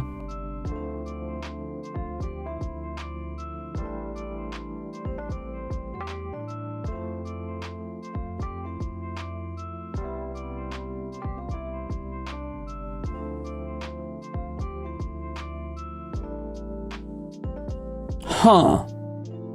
Hop on GeoGuessr? Oh, nah, brother. I'd be the worst GeoGuessr player that ever lived. Geography is not my strong suit. If you put me in a Minecraft cave, I can navigate that like it's my home street.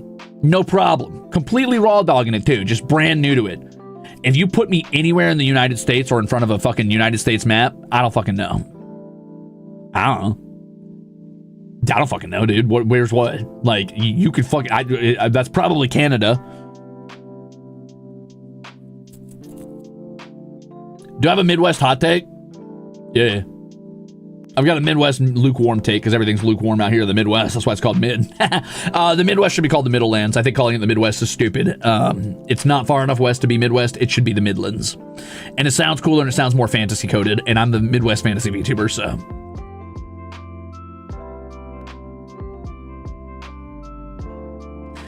now what game is this screenshot from? I'd probably fucking crush at that, brother.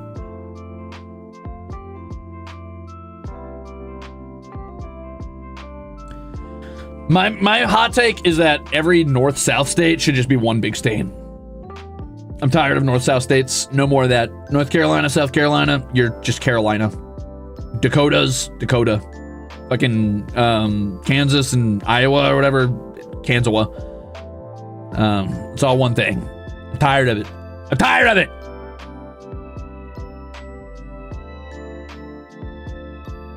West Virginia is just Virginia now. It's just it's Virginia's fucking like benign tumor.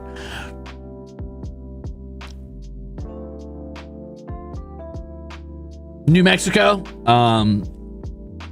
New Mexico is now called Worse Mexico.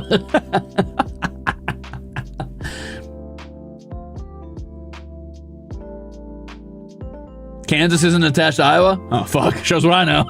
Shows what I know, dude.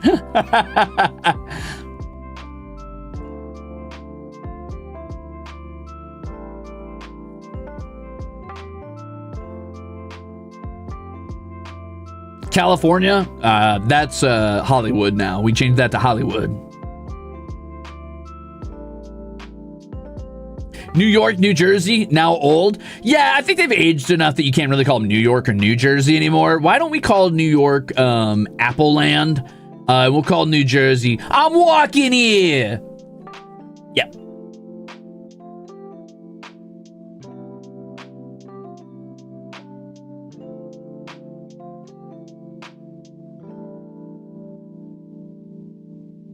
Oh, Jersey Junior's not bad, actually.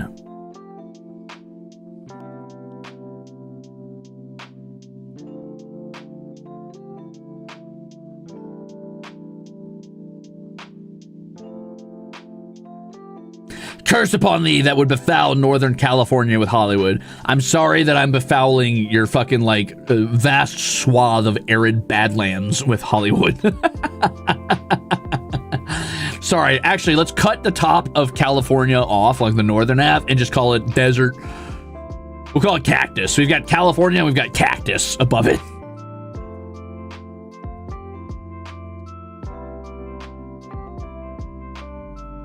Geography with Ruze.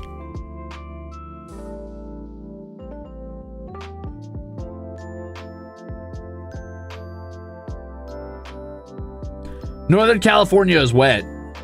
Okay. That's good. See a doctor.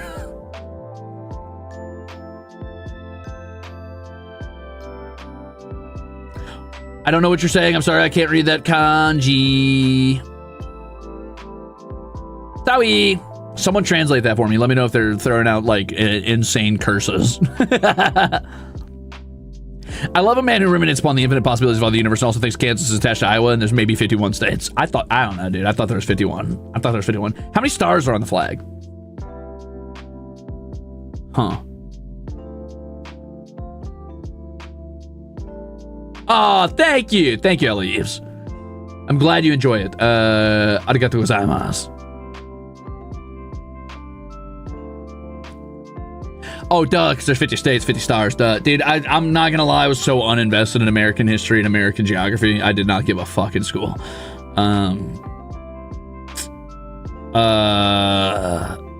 Yeah.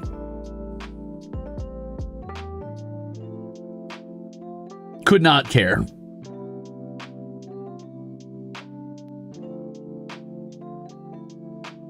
Weren't you asleep? Most of the time, yeah. Yeah. My German teacher used to always make fun of me for it. I already talked about this, actually. I talked about this. He used to call me fucking... we had to have German names in our German class, and I wouldn't pick one, so he just called me Siegfried. He said he used to always call me Siegfried, du schlafen. Siegfried, you sleeping? You sleeping, Siegfried? I'm like... Yeah. Jawohl.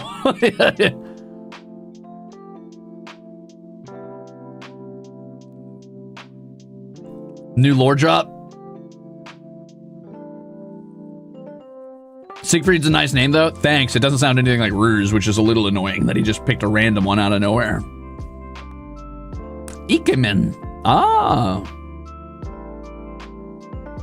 Siegfried's your real name now? But it's not. It's not, though. How do we add Siegfried to the crew? He doesn't have a CR name. He can't be part of it. German names. It's the same alphabet as English, though. I don't know why he said that. Schlafst du, Siegfried? Hi. Only thing I remember from fucking Siegfried Axeforge, congrats on your name. Jesus Christ, do I have a fucking like fake Viking, like shaved on the sides, long ponytail on top, like short crew cut, too? Do I wear a Thor's hammer around my neck and claim that my ancestors were fucking Vikings? My name's Siegfried Axeforge, and I'm a trailer park Viking. Thank you, SED, for the approval and for the joining. Oh God, not Siegfried with a C. My name's Kigfried.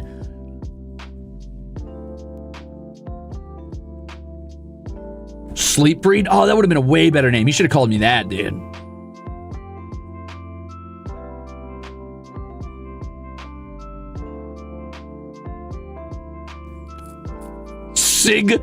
Sigfried. Whoa.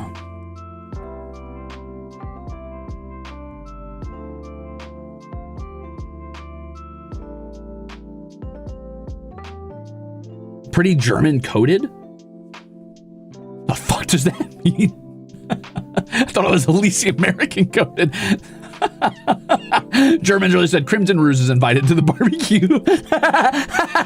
Thanks, guys, but I hate bratwurst, so I hope you're doing some hot dogs or something. Can I get that hot dog?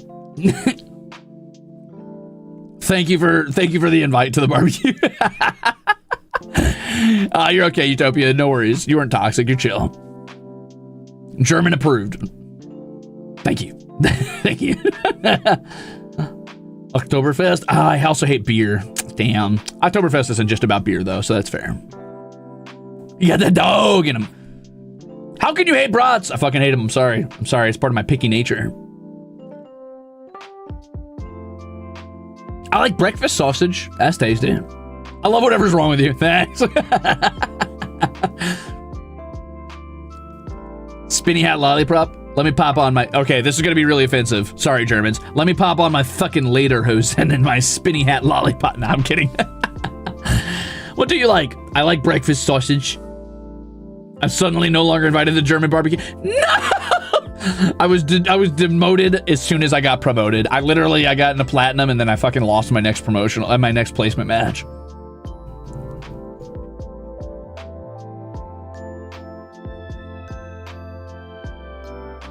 What's a doner kebab? That sounds tasty. I like a kebab. You wish Germans were that whimsical. Germans, we got to get in touch with your whimsy. You guys got to get back into the whimsy state, all right? I need 50% more lederhosen on my desk by noon. I want more whimsy. I want it.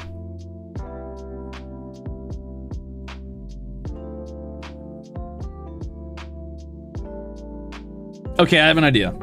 I have an idea for the future. I think this is going to be good. I think this is good. I know how to create world peace. Bear with me.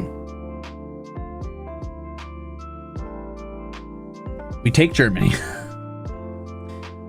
and we enforce a national law that everybody in Germany has to dress in Ren Fair attire, and we turn the entire thing into a big Ren Fair camp, and it is no longer a country with a functioning economy. It is just one big LARP camp, and we live there.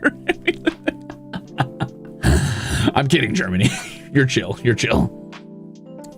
Germans, how we feeling? What do we think, guys, about my plan? The poor Germans, they're gonna love it. They're gonna love. No. Me holding up a poor, like, fully grown adult man. See, he likes it. Just fucking mad as hell. Dude's like, I had a job. I had insurance payments. I had a car. And I'm like, not anymore. He likes it. And I shake him. I'm kidding. I'm kidding.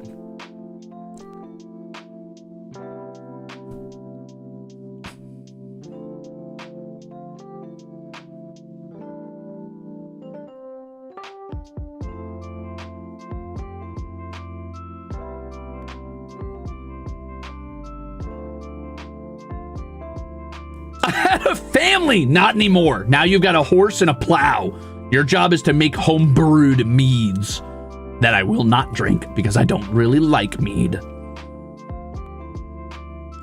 Can they keep their free healthcare and social services at least? Well, yeah, duh.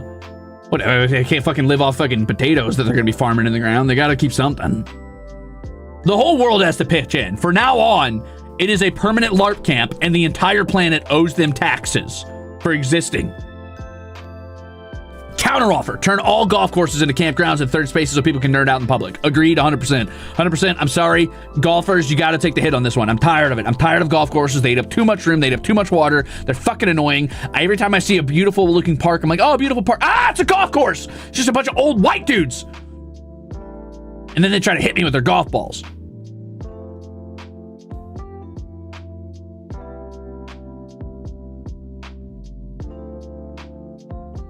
I'm sorry, golfers. You got to take the hit on this one.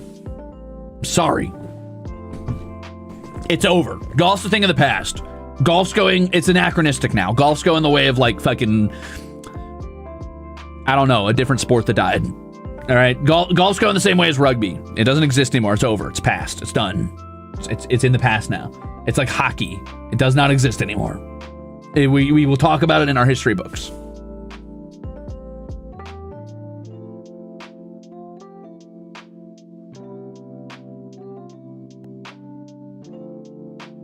You can keep mini golf. I don't give a shit. Go for it.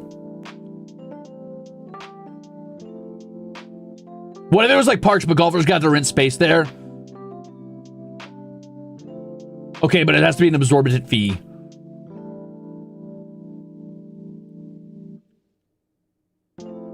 Leave rugby alone, Ruze. I'm not bullying rugby. I think rugby is cool. It was really cool when they did that in the 1500s or whatever. Great.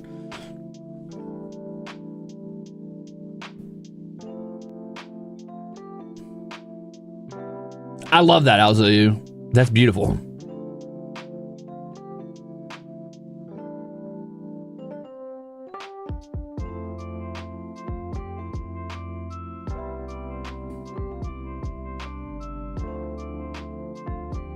I think, here's the thing I think we need. I think we need new sports. I'm tired of the old ones. They're old. That's old season. I'm done. Make a new sport. And no, before you say it, disc golf doesn't count. That's fake, and I don't like it. We need new sports. I'm tired of these ones. These suck. I want new sports. The closest I've ever gotten to being a sports fan is probably watching Wipeout when I was a kid with my family. That's a sport. That's our new sport. I want to watch more of that.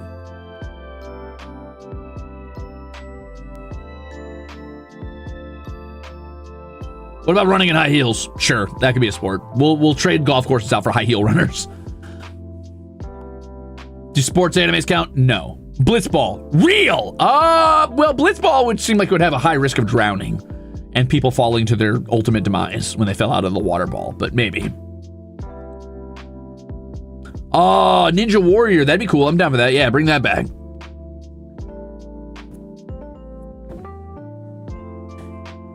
Pool noodle jousting? No, but I think it should be a legitimate sport to have two people stand on a beam above a net and try to hit at each other with bow staves. I think that should be a sport. Get good? All right. Shit. All right. Well, if we're willing to tank the drowning, I mean, I'm down. Fuck it.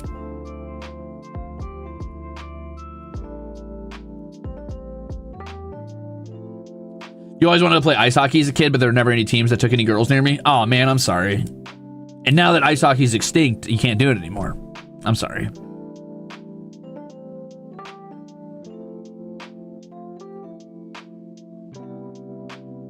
Okay, consider. What about this? Wait, what? It's actually a sport. They actually just call it ninja, at least in the US. My brother used to be into it. I don't believe that.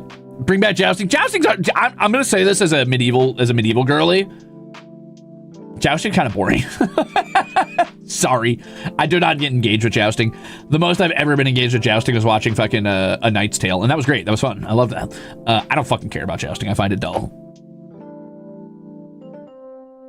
You do realize indoor rinks are a thing, right? Yeah, like 200, 300 years ago when ice hockey was a thing, yeah. Have you ever heard of Jugger? It's basically LARP football. There's even a movie called Salute of the Jugger with Rutger Hauer. Who the fuck is that? What? Rutger Hauer football with foam swords. I've never heard of that. Sounds cool though.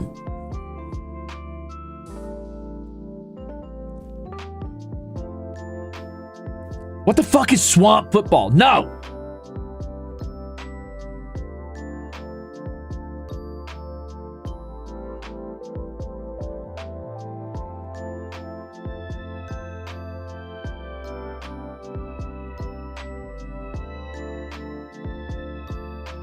That sounds beautiful, Trekkie. At this point, we're better just throwing heavy balls as far as we can. True. Oh, Crystal Maze would be a great sport. All right, guys. So here's what I was. Okay. New plan. Wait. Back up. Let's consider this. We take North Dakota. We delete it. It's gone. We take its name. We strip it of its title and its rank, and we dishonorably demote it from statehood. South Dakota is now Dakota. North Dakota, we build a giant crystal maze. And you have to navigate the crystal maze while being chased by ravenous, genetically modified super beasts. And we just call the sport Crystal Maze.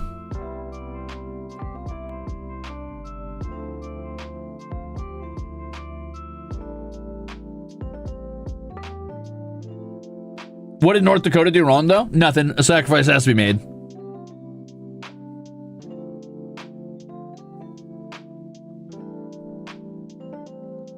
All of North Dakota is one big crystal maze, and it keeps changing. Cheer to the moon. How do I say you are very welcome? Glad to have you. Tell me how to say that, but fucking Romanji it for me.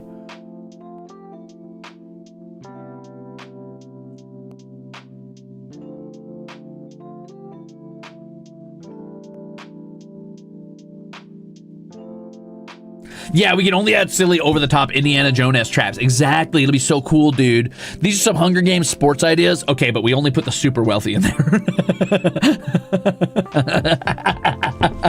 You better run. You better run. I hear the genetically altered super beast likes them bald, Mr. Gazos. Sorry. I'm kidding. I'm not talking about anybody specific. I'm joking. I'm joking. I did not know real people were hurt in the making of this theoretical super crystal maze of genetically altered super beasts. There's a game show called The Crystal Maze. Oh, that was a real thing? Damn, that sounds cool.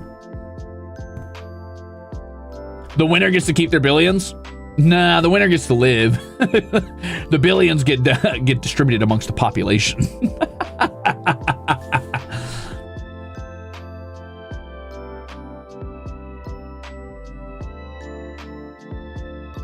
I wasn't talking about the show, nah.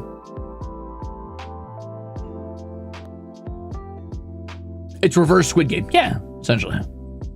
Robots? There are robots in it? That sounds cool as hell, dude. Wait, I never got my Romanji. I'm doomed.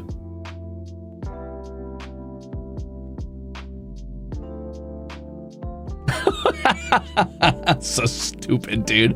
That's so stupid. Oh man, this has been fun. This has been good. I've enjoyed this chatting. This has been goofy. It aired in the UK between 1990 and 95. Oh, cool. I should check that out. That sounds funny.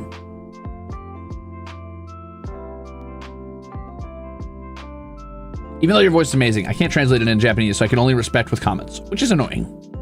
Arigato.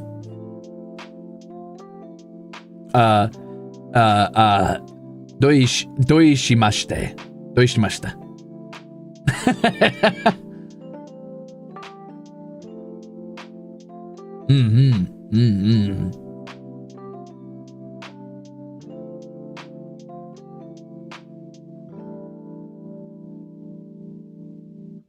I've never seen Robot Wars. Is it good? Install DeepL, man. Nah. I fucking raw dog it out here. I translate with my brain or with you guys, or I don't. I'm on full vibes. All right. Oh, Acronist is here. All right, I gotta go, guys. Acronist thought they were gonna catch a live, so I gotta dip out of here. But yeah, I do have a stream in like 4. Oh my god, it's only in 4 hours. I was gonna take a nap.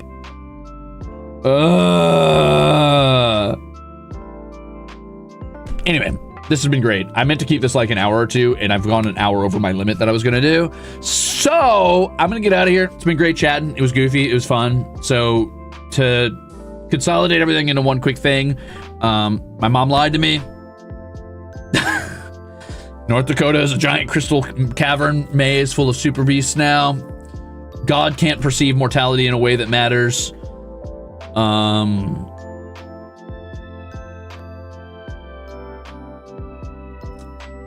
Fucking See ya. Rupoki, I'm glad. Thanks for 25 months. I'll catch you later, nerds. I'll see you at Vintage Story. Don't forget. You better fucking be there. The Brotherhood of the Straw needs you. It needs your support. I gotta see those fucking Rosator stonks going up, brother. All right, thanks for chatting with me. This has actually been a lot of fun. It's been a long time since I've had a fucking morning latte where I could just talk about whatever I wanted and it wasn't about events or anything. Okay, anyway, Matashta. No, wait, that's tomorrow. Matane minasan. Bye.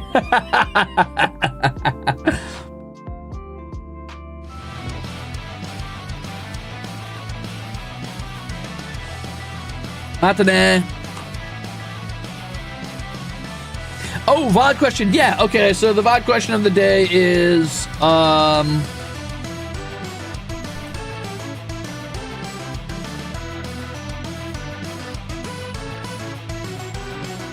invent a new sport for me. Invent a sport for me and tell me about it in the comments. Bye. Matane.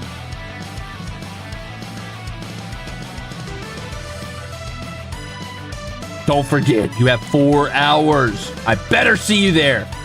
And if you're like, oh, I'm on EU time and I'm gonna be sleeping, quit your fucking job. You better watch. Bye.